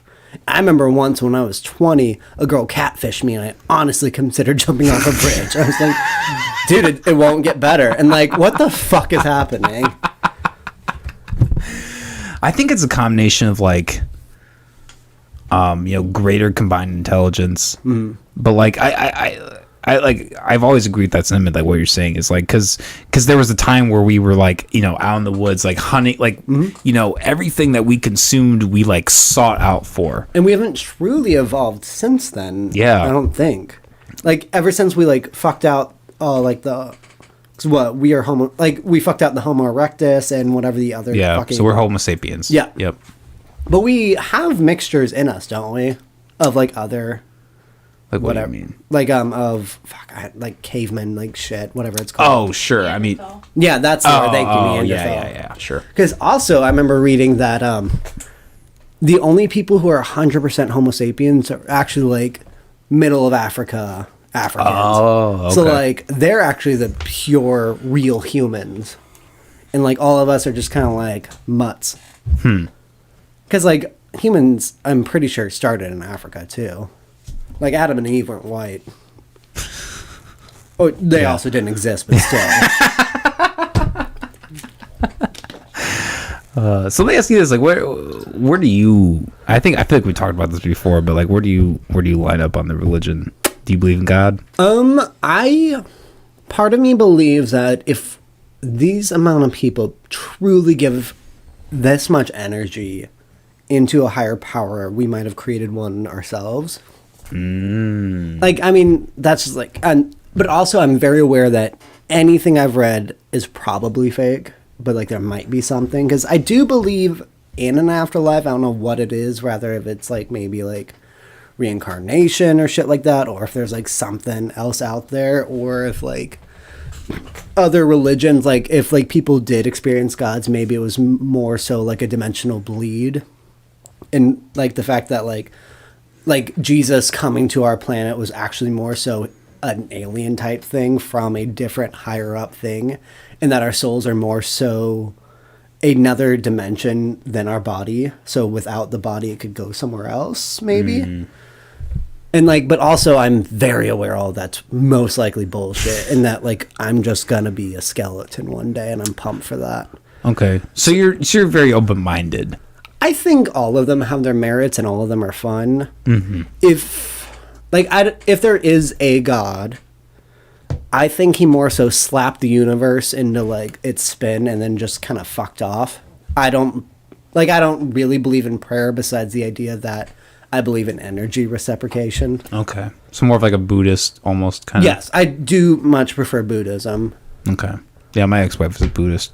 Yeah, I appreciate a lot of their sentiments. I mean, I don't, I'm an atheist. I don't agree with Buddhism, but I think those virtues are honestly a lot healthier than a lot of Christian virtues. Because Buddhism, from what I understand, anyways, is more rooted in like, it's really like the golden rule, like, treat unto others, it's treat unto you. Sure. Like, it's very like universal, keep everything intact. Where Christianity is like more like a set of rules. Worship me first. Worship me first. Here's the set of rules you need to follow. Well, also Buddha fucked off from his family for like a decade to live in a cave. Yeah, and he starved himself to death, and he was like, "This sucks." Like what? Like I don't like what? I don't understand the fat Buddha statues. I own one, but like, dude was skinny as fuck. Like, you shouldn't be like rubbing his belly for good luck. You should be like clinking his ribs. I wonder if that was just like good old capitalism. Just I'm sure it was like, ooh, this. It's not an actual depiction of Buddha. It's like a good luck god. Yeah. Of sorts. Okay. I see. No, because Buddha would be depressing. Yeah, but that'd be more like Jesus. That'd be more like it's bloody also, on the cross. Yeah, which is also fucking wild. I love when they make him muscular, though. I think that's so funny, a ripped Jesus. But like, thank God he was crucified. Like, imagine if he was like, lived way later and he was killed by a fucking guillotine and you had one of those hanging from your Christmas tree. That's what they would do. Like, instead of like a cross, it'd be a giant fucking guillotine or like a fucking noose. Thank God he was like killed in a fashionable way where you could turn it into a cute little necklace. Can you imagine that? So if kids had, instead of a cross, Jesus on a cross, they had Jesus hanging from a noose. Yeah. Instead of hanging themselves, they'd be crucifying themselves. So they would get their friends and be like, "Hey, I'm done. Yeah, just fucking nail me in. Leave me in my backyard for 2 days. Just God, like guillotine would be my favorite though." Well, because like people with like Christian tattoos, it'd be a fucking metal thing. Like, instead of like him like on the cross, it'd just be his head. I would love that personally. Fuck. What do you think about? Because I think a fair criticism of like atheistic minded, I mean, a criticism and not criticism, because I do think a focus on politics is important. Yeah. But there is obviously we're seeing a wave right now where people are too into politics. Yes. Like, and I'm probably guilty of that myself. I'm like trying to take a step back, but then they're like, not going to kill any more babies. I'm like, well, fuck. I love that. Yeah. What do you think about that? Because a lot of people like criticize that and say that's why we need religion, and I disagree with that.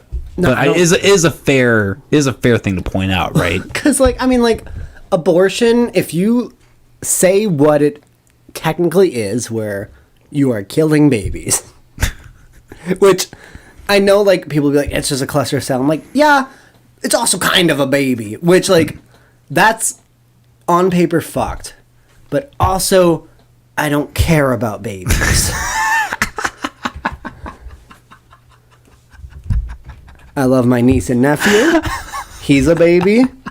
I'm glad he stuck around, but everyone else, like, I don't give a fuck. Like, I mean, I'm not convinced other people are real, And it's just like yeah. I just don't get why people care. Like, I think a lot of it is that, like, who is having a shit ton of kids? New immigrants in this country, and that's not what these old white people want.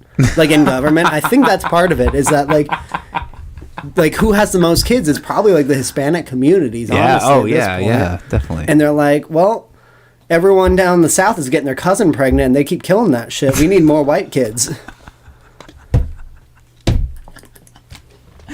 God damn, that's funny. But, like, I think abortion's cool. I mean, like, I love it.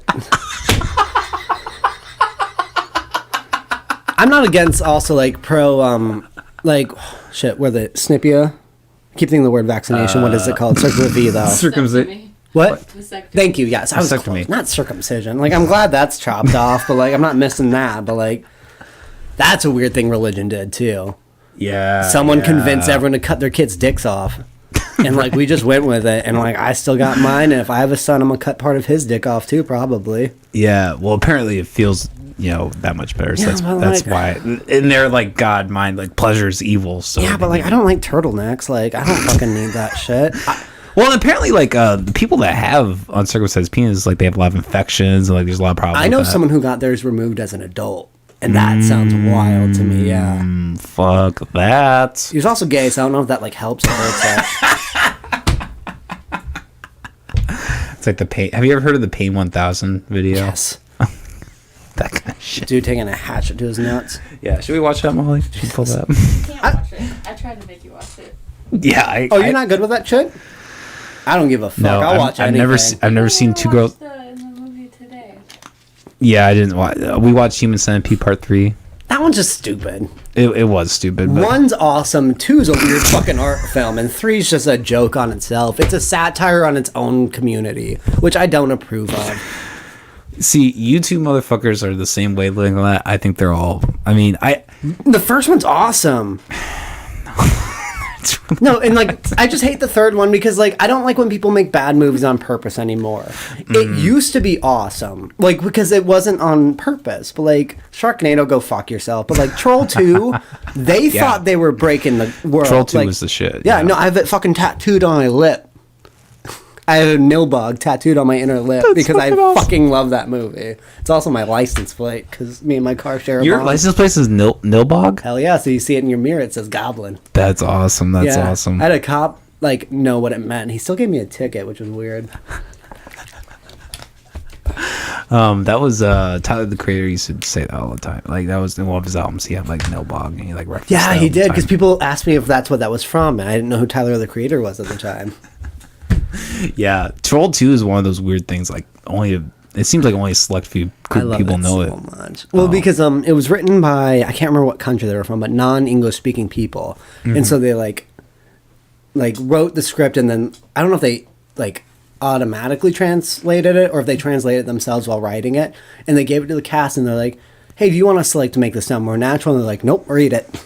And also, the entire cast was hired as extras. Or they auditioned as extras. They didn't know they'd get leading roles, and I think that's incredible.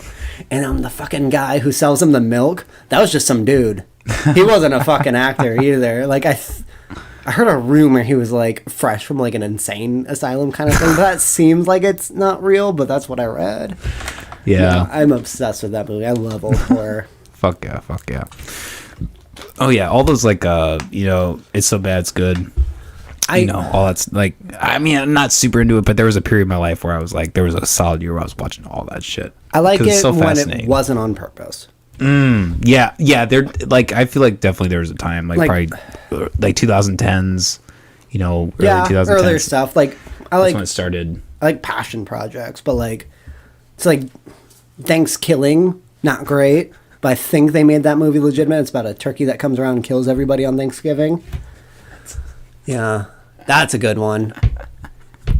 Thanks. It's a really weird scene where he technically rapes a girl and then says, "You just got stuffed." Dude, we were watching this Human Centipede 3 movie. Oddly sexual. The weird jar of clits he just chews Yeah, on. dude, what the fuck? And then like he had like the hot secretary come in and he just like stuck his finger up her Well, she's pussy. Just, that woman's just a porn star, isn't she? oh, is she? I think so. Molly, you want to look that up? Find some material for later. No. Now Molly's not gonna look up. She's like, fuck Well, because you. like I love that. Like I thought it was cute that like the two villains from the first two movies worked together in the third one. But it'd be like if Wes Craven made a Scary Movie 3 kind of thing. Like I don't like people making fun of their own work, especially if you're a part of the franchise. Yeah, well, I mean, he definitely delved into that. Started. Oh, who's dating this actress? You think like the first thing Brie Olson. Oh, former pornographic actress. Oh yeah. Brie Olson. Okay, write that down, guys. Take a piece of paper. Write that name down. Brie Olson. Shit, man. I always love having you on, man. We always have a good conversation. No, I'm always pumped to be on. I love Fuck the recording and shit. It's awesome. It's awesome. I'm curious, going back to your, well, not curious, but like going back to like your abortion thing. Is my abortion thing. Yeah. It is really kind of interesting, like how, not even interesting, but like that always seems to be the thing that divides people, right?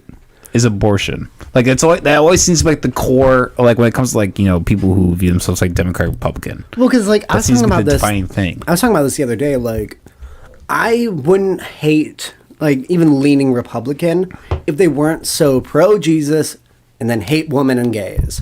Like the fact that they are so ironclad about that shit. Yeah. It's just frustrating. Yeah, they're so ideologically bent. Like, I would love to hear like a pro-life argument that isn't religious. Yeah, like that would interest me. But like, it's always religious every fucking time. Because all you could do, I mean, like, there's still the basis of like, yeah, it would have been a baby and you killed it. And like, that's an argument. It's just like, I don't care about people. Well, yeah, and I think you touched on a really good point. It's like, this is the thing that I think, you know, really probably neither side is really willing to grapple with. It's like, what is the value of life? Mm-hmm. I think that's the real question. I don't think there is any. Oh, really? That's interesting. People, like, I don't know, they live and die all the fucking time. There's too many of us. Like, I'm in no mood to die right now, but like, I wouldn't blame somebody for being like, we can wipe out a couple of people and I would be one to go. I wouldn't blame them for that. Okay, so let me play devil's advocate that a little bit.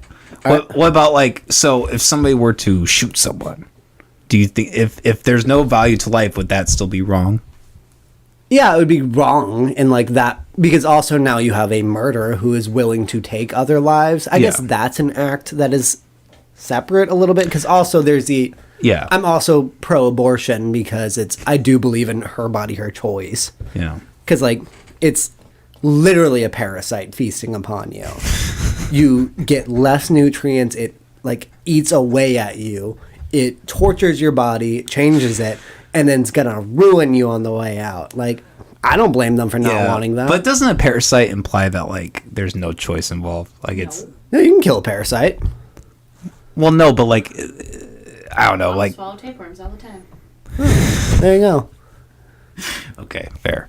I don't know. Like, well, I guess my perspective is like when it comes down to like the value of life. Like, I don't think it's like if you were to like point a gun at like a baby's head and then like point a gun at like a fetus's head and point a gun at a child's head and point a gun at like a full-grown person, I don't think that those are all the same. Fair.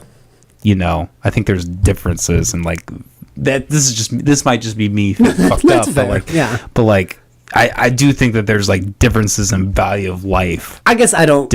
I don't want people to be shot, but like, if a person doesn't want to, but it's an interesting perspective because like for pro-life people, that's how they equate in their head. And I get that point of view too. Yeah, but like also I'm just like, you don't need to force anything on it. I don't like anything mandated. Well, and being a libertarian, this is where I come in. Like my point comes in is like, you know, I do ultimately it is the right to choose. Because I think I've been described as like libertarian. Oh, like, really? Like center left. Okay. Well, libertarian is I think libertarianism more is just like lack of government, which I'm all for because because like I don't hate the idea of like what's the better word for communism? Socialism. Yeah. I don't hate the idea of socialism, and everybody's like, well, it's just never been done right. But my thing is like, do you trust the people in charge now to do it right? And like, absolutely not. I think it's such a stupid argument that hasn't been done right. If you had a socialist state, like if just one state was a socialist like thing, and like they actually did it properly, I could see that being profitable, but like I don't fucking trust anyone who runs for government. It can never be done properly because it relies on the entire population of people being 100% accepting into this idea that they all need to pull in, and then if they all pull in, that they're all going to get the same amount, and it's impossible. That'll never happen. Yeah. The only way I can't remember what the exact quote is, but like the only way to achieve socialism is if you start killing people. You have to literally start shooting motherfuckers. And like, I don't love capitalism right now. I like early capitalism when it's actually like a a working market. Now we're just an oligarchy or whatever. Well, it's yeah. called, I mean, I but- think that's where a lot of libertarians argue is like we're not really in true capitalism right now. No. We're in socialist capitalism, which is like government-run capitalism. But also, I'm saying like that 4 corporations run everything at this point. Yes, but like I think the people who are the corporations are deeply tied in government. Like mom and pop shops aren't, Right, yeah. in that same No, I'm game. talking like Amazon, Google, Exactly. Disney, all that shit. Exactly. Like I think those companies, like the libertarian idea of like business, like that's removed from that. Yeah. When you're like a multi-billion-dollar company like Amazon and you have ties with the government, like if you're directly, like with like the COVID stuff, like if there's paper trails of like companies talking with the government about certain things, procedures, like that's not true business. Sure. That's something that's superseded from the idea of a business that's integrated with government, etc. Yeah. So like that's like why I would have, like I've said that like truly what I'd want for government is like kind of a restart, but also I never trust people enough to do that. So it's kind of a weird, I'm gonna say, a dichotomy of like, do you want to stay what we're in, or do you want something new that could be better? Like both, neither are like attractive. Yeah, well, that's the problem. Michael Miles said this in his book, The New Right. Most people don't want to be free; they want to be safe. Most people, if it was like, do you want to potentially die for the freedom to do anything, or do you want to just do what we say and be safe? They're going to pick the safe option. Yeah, I mean that's the idea of the forbidden fruit. It's knowledge over safety. Exactly. There seems to be like a very, it's the same thing that like when it's like how the United States was formed. Like the United States, that was a very libertarian idea, like removing itself from the state and being its own free. Like the Declaration of Independence is arguably the most libertarian document ever. It's like we believe these truths to be self-evident. Basically saying that they're we don't need, I honestly agree with this 100%, but like we don't need laws to determine ourselves. All Sure. these truths are self-evident. We can see, if something's immoral or, and obviously there's differences with that because, morality derives from like how you're raised and like it can never Right, really yeah. be universal. But I think there is some truth to like, if you're seeing something happen and like it's wrong, it's wrong. And this is like always my argument against religion. It's like religious people think that you need religion to Right, be moral. though, like, yeah, if you didn't have religion, you'd go off and rape and murder as much as you want, and then the response is like, I already do, and it's not at all, because I don't want to. Do you? Yeah, exactly. Like it really is like a human thing. Like it's logical. Like if I go out and hurt other people, the possibility that I'm going to be hurt is going to be tenfold. Yeah, and also, like, I will personally feel bad. Like, if I hurt somebody, I will dwell on it, and I will feel guilty. Yeah, for 99.9% of Yeah, people. yeah, unless it's an unborn child.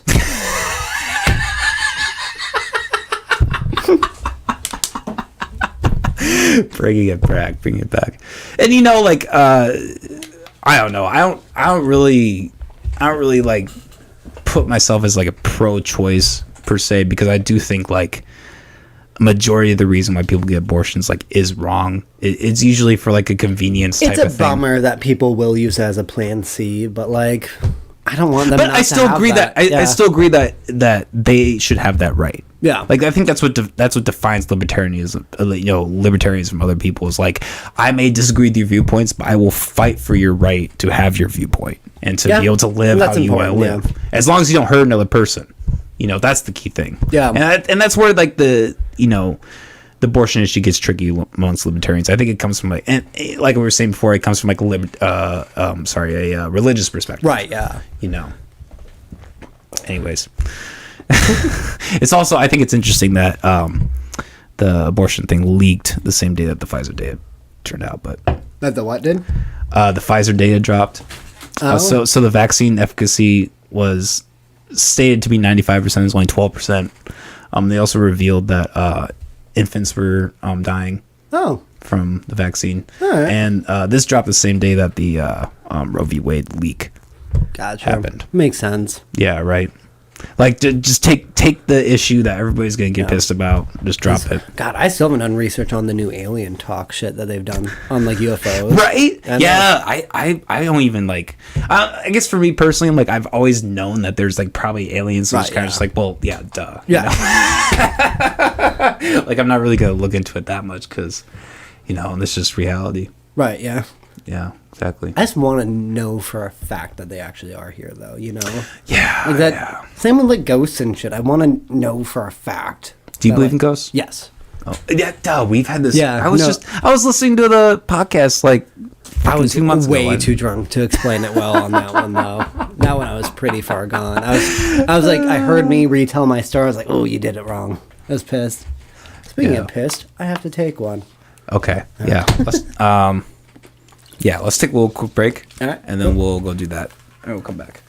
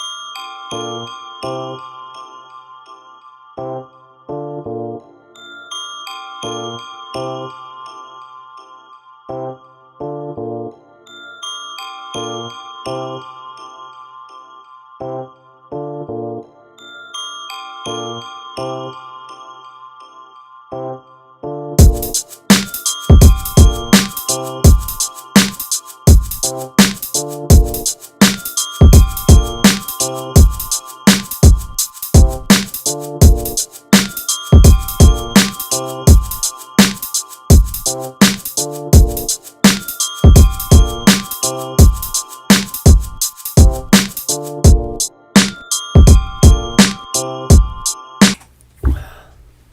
motherfuckers, we're back. Hi. Hey, bud. The white hours. Damn right. The whitest hours you've ever seen. Let's go back to our topic on women's rights.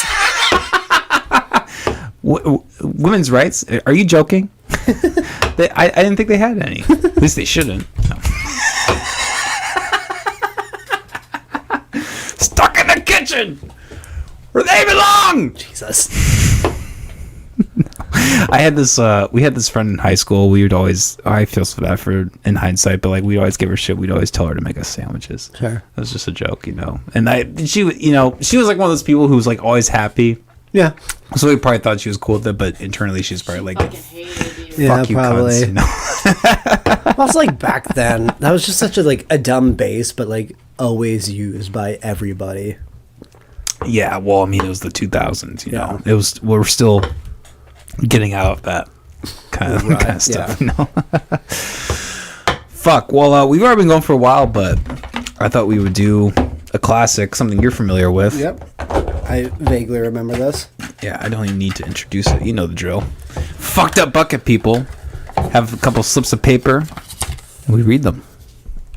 Jesus. Gilbert Gottfried was a genius comedian who shed a lot of light on how fucking annoying muscular dystrophy is. What? You know what Gilbert Gottfried is? Yeah, I know who he is. What do you do against muscular dystrophy? He had muscular dystrophy. Oh, is that why he was always so little? Yeah, I didn't know that. No, I always noticed he was like half head, but like so was I growing up. No, R.I.P. Gilbert. Yeah, R.I.P. R.I.P. He would have appreciated that, though. I think that's the key. The only solution to ending racism: enslaving white people. That's fair.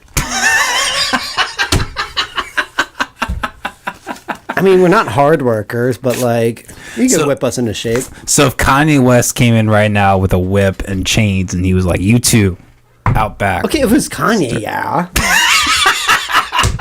So I'd be so curious about where it was going. Like, if it was a celebrity, I would at least go with them. I mean, I always wonder how bad a whip hurts, because I own one now, and I'm fucking terrified of it. I used it to mow my lawn the other day.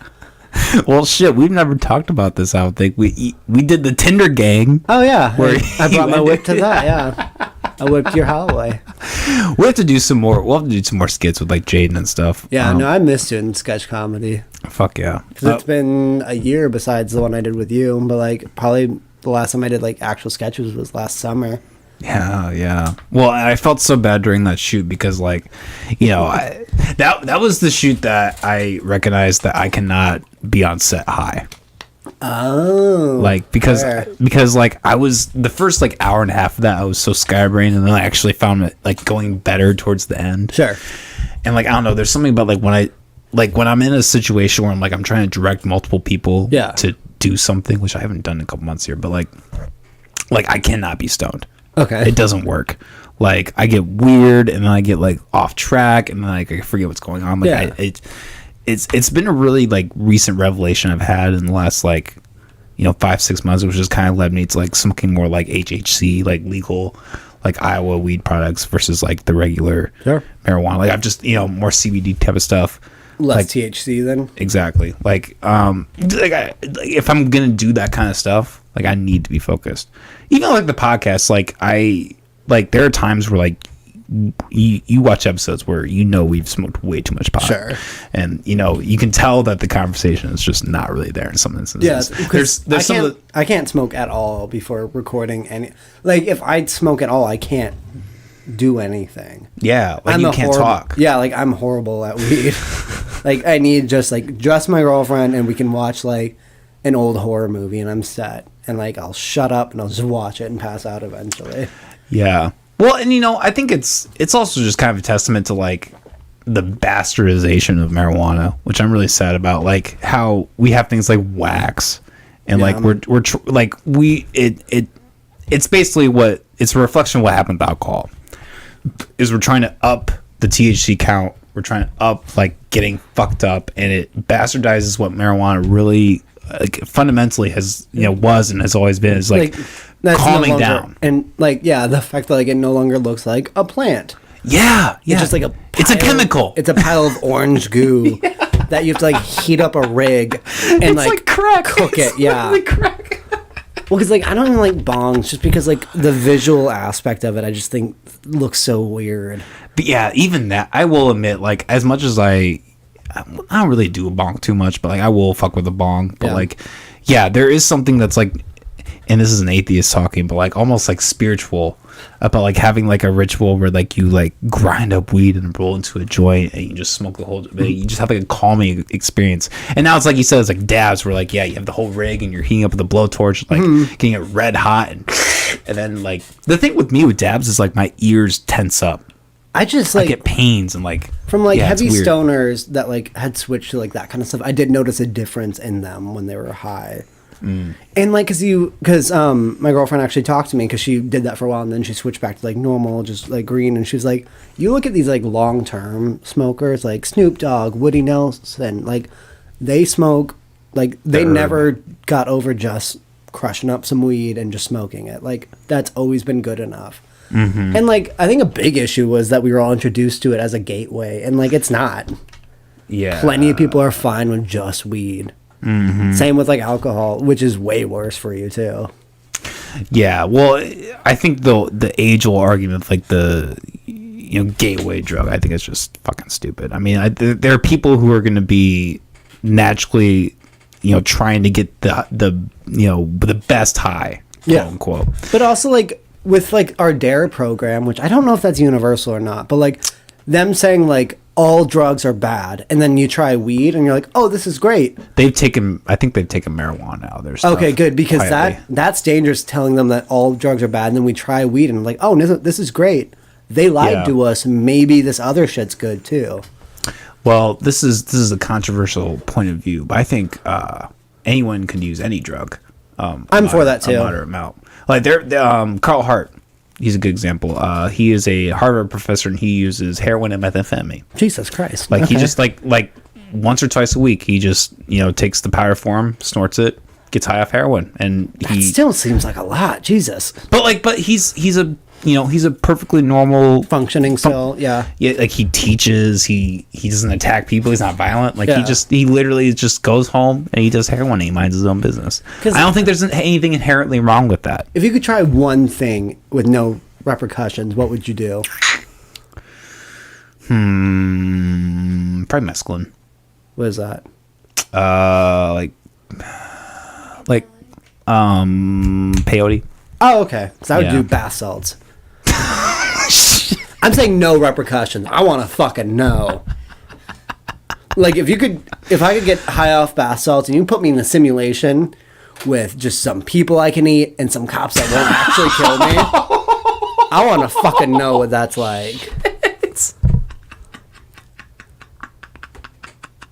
Yeah, I don't have that, bro. I don't want to know what it's like. No, I don't want to know what it's like to eat someone.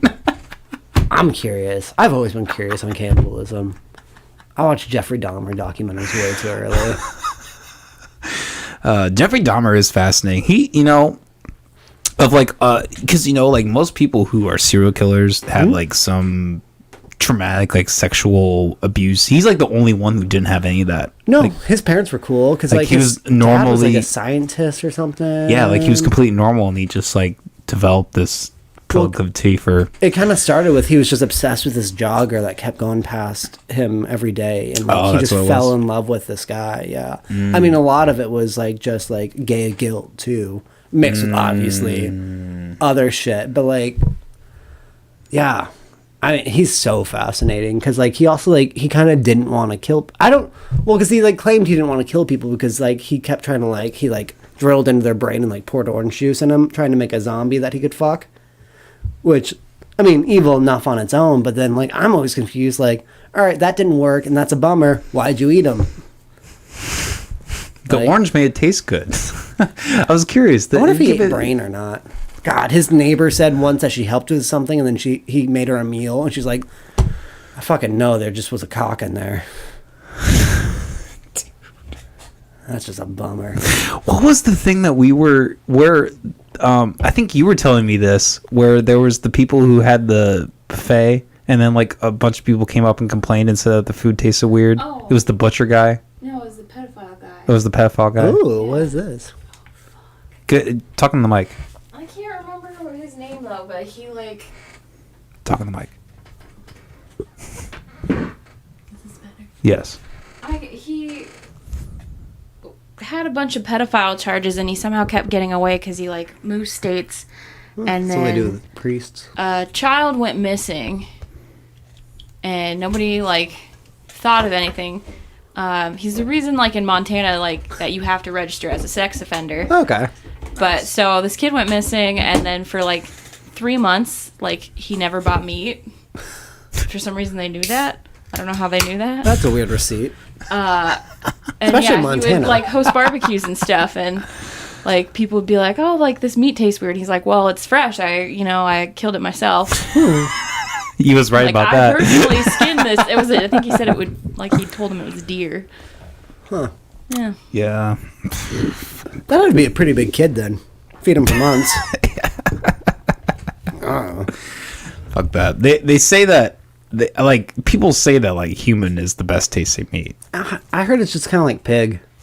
Oh really? And, like that's what it's because it's sweet. Because we're so like we ingest so much like sugar and shit like that.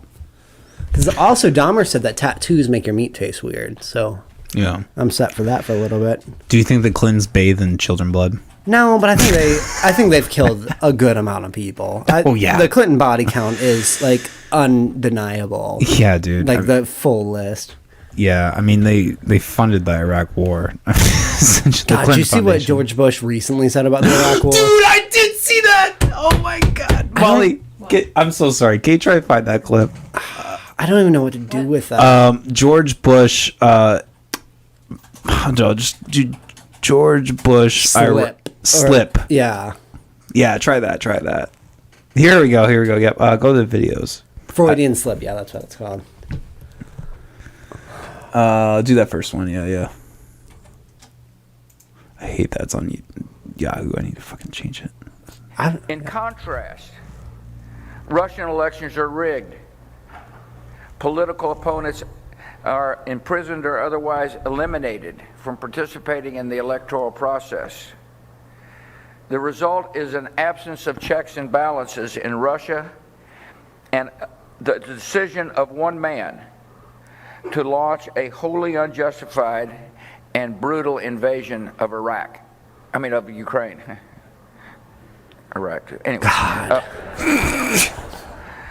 I don't even know what to. I don't even know what to do with that. He said it. He literally just admitted it. Yeah. Like, are you? Because he made a slip and then he doubled down on it. Yeah, I didn't even realize that he said Iraq too. I didn't realize that part. And then he says, I'm 75, which is what, like 4 years younger than our current president?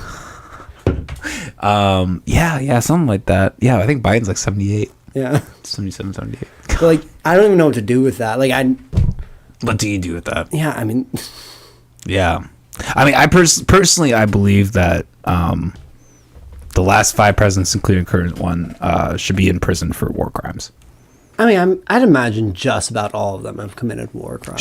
Sure. But especially the last 5 years, it's been because the last 5 presidents, I should the say. invention of drones. Well, that and like it's seemed really unprovoked. Yeah. Like truly unprovoked, where we're just going in and we're saying, hey, like, you know, we have these small skirmishes, but comparatively, we just do it like 100 times fold Just what they did to pile us. through it. Yeah, everything's so fucking weird. It really is. You know, people really don't like think of America in like terms of, you know, what we do to other countries. Yeah. You know, people like to think like, oh, it's kind of like the meme, like, oh, are we the baddies? Yeah. You know what I mean? But like, also, like, we're a hero to so many countries. It's a fucking weird toss-up. Yeah. I mean, I think it really comes down to like the, you know, just the generic political spectrum. Sure. Like, you know, like think of like the Russia-Ukraine stuff. Yeah. Like there are people in Ukraine who are cheering on what Russia's doing right now because they want to be a part of Russia. you know. Former U.S. President Molly. Bush's slip of the tongue Sorry. about a Or here, I'll just mute it. You're good. You want to get out of that page? Sorry. Because also I heard that Russia's confused why the Russian people are confused why they're even in Ukraine. Because some soldiers were told it was an exercise. Other and I heard they were claiming Nazism was big in Ukraine and shit like that. Well, so the reason that this whole conflict started is because Ukraine was considering being part of NATO. Right, I knew that. Yeah. Yeah. And Russia's missing the old USSR, right? He wants power over all. Well, this shit sure. I again. mean, they've always sought for that. Yeah. Reclaiming that. And yeah, the Russia-Ukraine split was a big part of that. But I think the U.S. also did play a big part of it. We did send a lot of weapons to Ukraine. Sure. And we did promote Ukraine to join NATO. I don't think they've officially joined NATO, but just send him a copy of Rocky IV. I'll convince him. Telling you, that is the perfect movie. That is the most American movie ever made, and I'm obsessed with Rocky IV. Shit, I'll have to watch that again. I haven't seen that in a fucking hot minute. Rocky IV ended the Cold War. It still took a while, but that's just because Russia didn't allow it in there anymore. That's kind of thing. Did it really end the Cold War? No, You know what but I mean? it should have. Yeah. It ended the Cold War in my heart. I'll tell you that much. Well, it's kind of interesting also because for instance, if you go to the Department of Homeland Security's webpage and you go to terrorism, the website doesn't even mention air travel as a threat of terrorism. It's all mal, and disinformation. Okay. And so misinformation is information that's incorrect. Right. Disinformation is information that's, or I don't remember exactly what, but malinformation. This is the beers of me. Malinformation is information that is true about the government, but Negative. is negative. Okay. Yeah. So that's the Department of Homeland Security's focus right now is dis, and malinformation. Okay. They don't even give a shit about people coming to this country and blowing shit up. Yeah. So it's just interesting, in the day and age of the internet and warfare and everything. Yeah, I mean, that stuff isn't even relevant. The age old idea of China coming in and invading us and coming in planes and with guns and all that. It's just an outdated idea. Yeah. They don't need that anymore. They can just have TikTok and they can just send a message to everyone through algorithms, and they've done the job that they've done the better job that we've done. Well, I mean, you look at the people in our country, and we're more divided than ever. Exactly. Yeah. China didn't need to, come on our land to do that. They did that through the internet, Yeah, and or in any country. Yeah, exactly. And I'm gonna go home later today and scroll through it. I'm gonna be on TikTok later. It's just a fucking cancer on your phone. Yeah. But it's so much fun. Yeah, I feel at this point we're either make it or break it. I mean, it's what really how can you fight shit at this point? it's hard.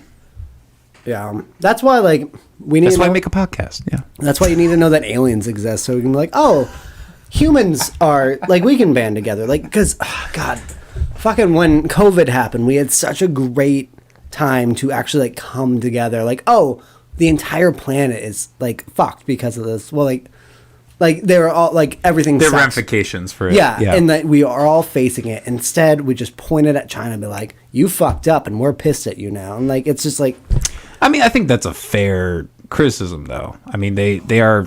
But they're I'm saying it came potentially solely but responsible. also for that. moved to a racist standpoint of fuck Sure. Asians. In the entire country of China. Right? Yeah. Well, okay, no. I think you more so mean a U.S. funded lab in China.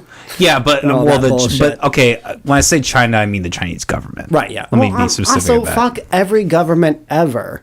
Yeah. Governments aren't people. They're just. Yeah, let me clarify. That's my when I say a country, I'm not saying every individual in the country. Yeah. I'm talking about the government, the state. Yeah, but I'm saying people blamed a country, all of a country. Yeah, Yeah. I mean, the blame shouldn't be solely on China. I mean, I think they do have a lot of the blame. But yeah, I mean, the U.S. government has a lot of the blame. I mean, probably arguably the same blame, and how our government instituted that, and how, proceed about that. Like, it was just as bad. I was more talking about just like people in general could all actually like, all of us will be able to talk about, like, if you travel to a different country, you can be like, talk about how it was for you, and they will understand where you're coming from.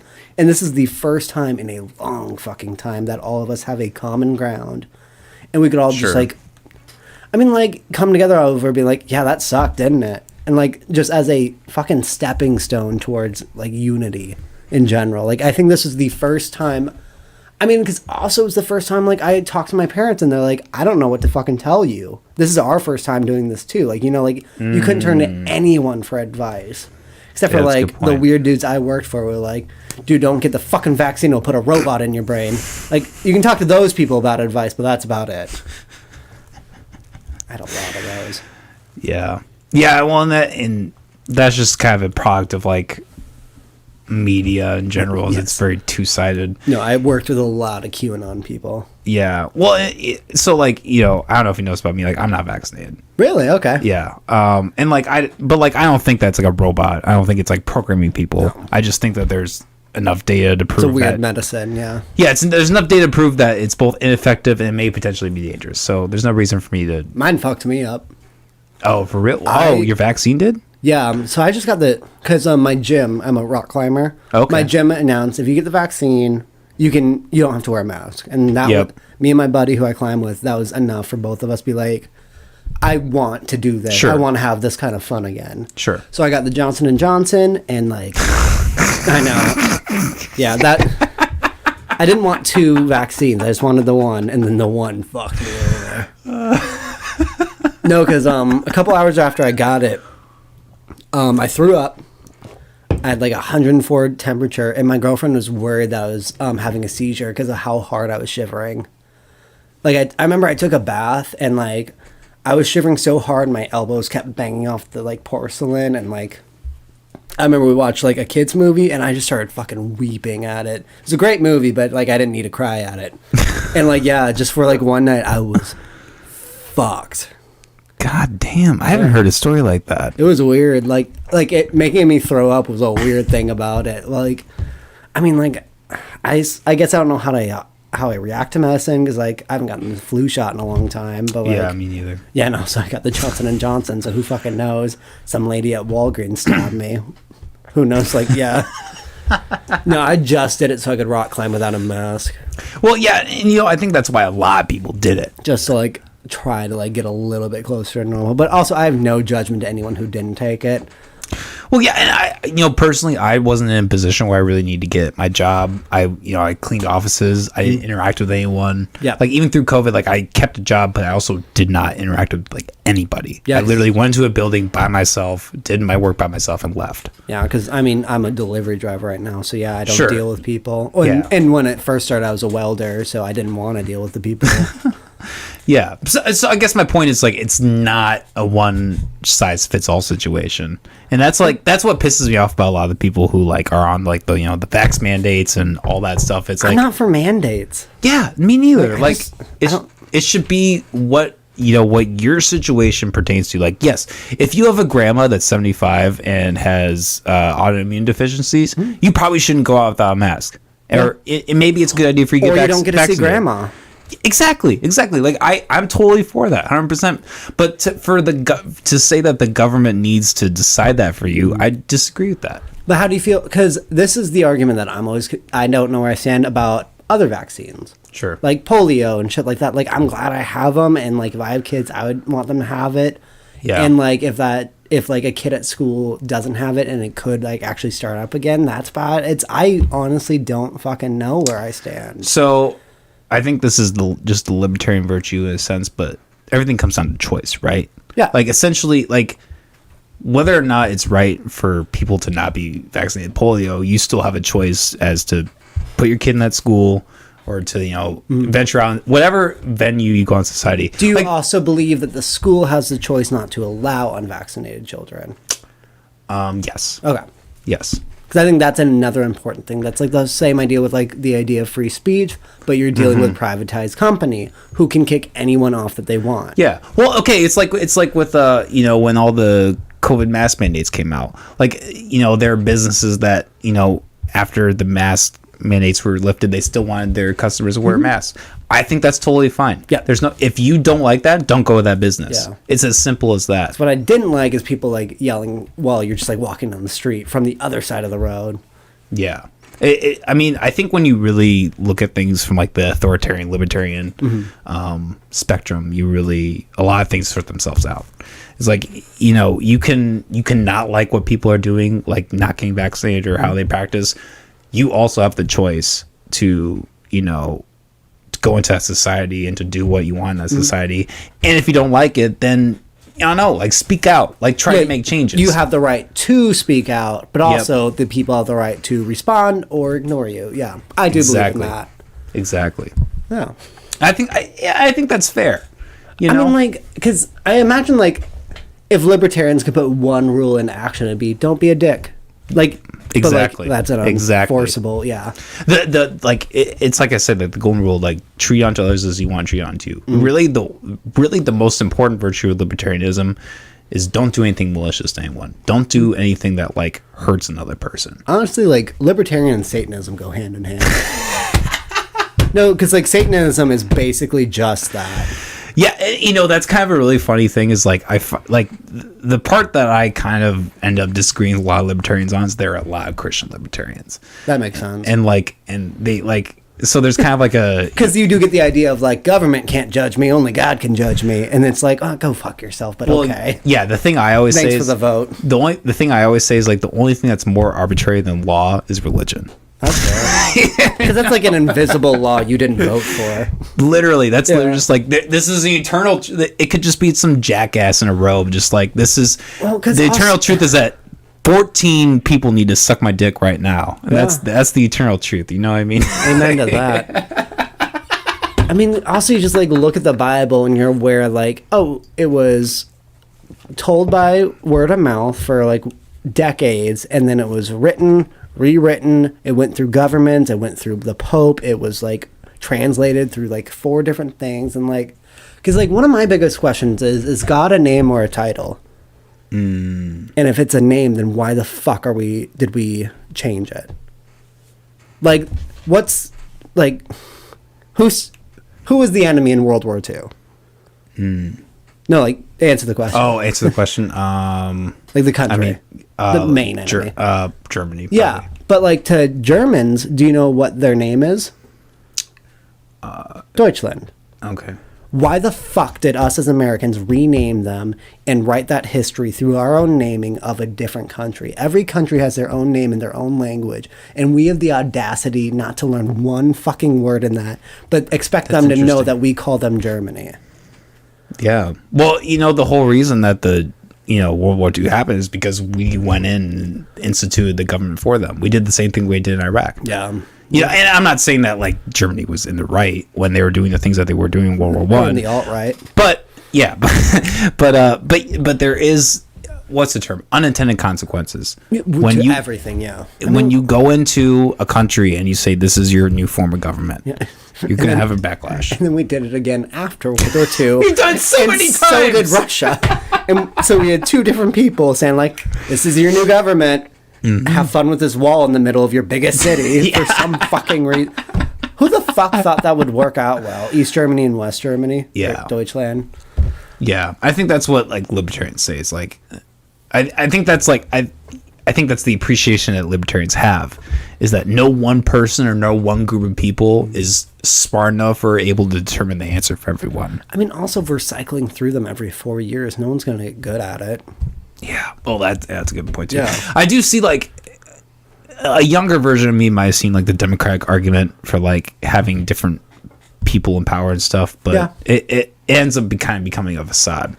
All these people that like are in Congress and they fight, they all go out to dinner later. Well, yeah, I mean, well, because like with like Republicans, I hate their views, and then with like Democrats, I enjoy their views, but I'm also aware that they're lying. Yeah. Like, well, that's why like the Democratic Party has such a poll right now is like the perceived view is that they are like the humanitarians, but they don't get anything done, which is the bummer. Exactly. Republicans get shit done. I just hate what they're doing. I mean, they fucking move shit. Well, it's kind of interesting though. I think that the Democrats have moved a lot of shit too, like socially. You know, like a lot of the like the race and like LGBTQ stuff, which I'm not saying is bad, but like that's really moved. But that's more of a social movement. That's not like laws being written. Sure, but that's like their backbone. But like, do you remember when Trump banned trans people from the army with a tweet? Yeah, he fucking moved shit. Didn't like what he was moving, but like he just like. True, but like that also caused a reaction that was 10 times more than stupid. Yeah. No, I'm saying he didn't do anything. I don't like what they do. Yeah. They get stuff done. Yeah, I guess the point is like the Democrats tend to appeal to the emotion, which is in this like day and age of social media, I think is almost more effective. It's very smart, yeah, for sure. Yeah, well, because like they're not hate. I mean, in a way, they're not the same type of hate as the other side. It's just it's annoying what battles they pick on because there's like 3 things that decide which way you're looking, and it's like abortion, gay rights, and I don't fucking know. I just said 3 out of my ass. I'm sure there's a third. Guns. Yeah, guns is a big one. Yeah.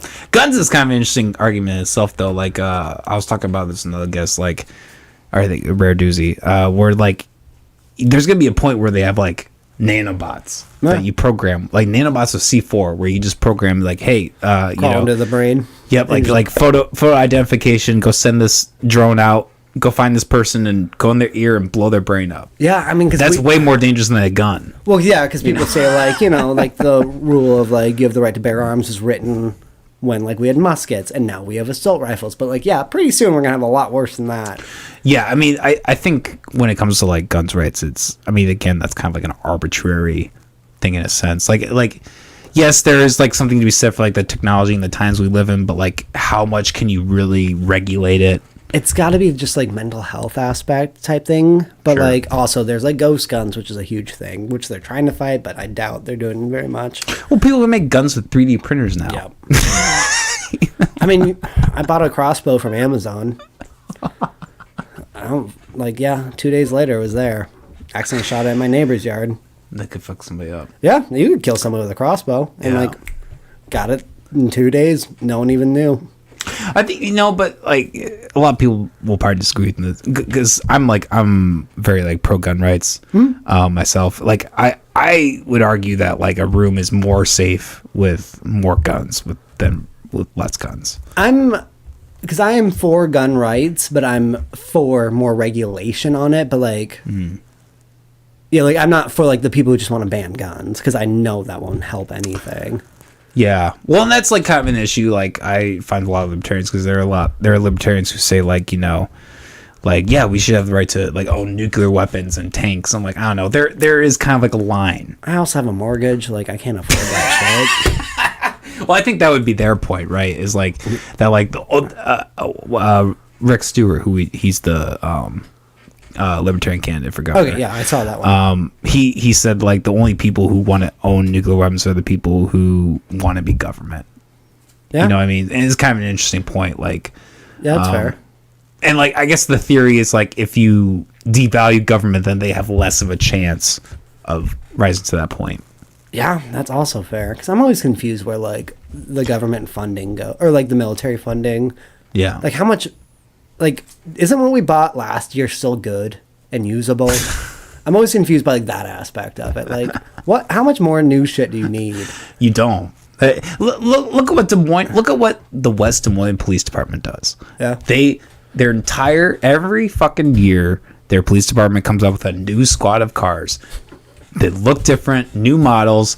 I get the argument that like they're on the road and they probably use up this much mileage. But they're still just kids there's no way. They're kids with toys. Exactly. Like, yeah. There's no way that they need that. Like it's like a gross, blatant amount of government spending. Like right in our face. It fucking pisses me off. Every time I'm in West Des Moines, like, oh, that's what the cop car looks like this year? See, I haven't paid attention to that. Dude, look at. No, I deliver to them, like to the West Des Moines police. Oh, really? Yeah, they're on my route. It's fun.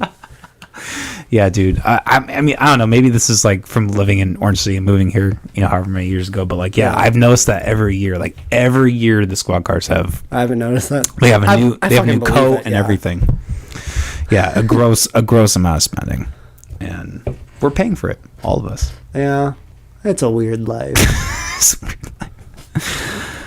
Holy shit, dude. We're almost at 2.5 hours. We've already been call going for it. Yeah, we should probably call it a good time. Happy Do it. saturated Saturday, Happy, brother. happy saturated Saturday. Is there anything you want to plug, let anyone know of before we wrap this up? Follow my Instagram at Jacob the Freak. Listen to the Moist Monday podcast. We're on Instagram, TikTok, and at just Moist Monday podcast, I think. And then check us out on Spotify or wherever else you get podcasts. Fuck yeah. Seriously, check these guys out. It's like I said, you guys, you've picked up on your like pace and your flow like surprisingly quick. Yeah. You have something going. Keep on with it, Yeah, man. no, I plan to. I know you got your own thing going, but if you ever want a guest, hit me up. Sure, yeah. I now have a life. I'm free Monday nights. Nice. You're on your Moist Monday, so I can Yeah. definitely fill in if you guys wanted me to. Fuck yeah. I can even bring my own mic. We can figure it out. For sure. All right. Awesome. Fuck yeah. Fuck yeah, man. Well, hey, or I don't know what fist we're bump doing. and beer, whatever. Cheers.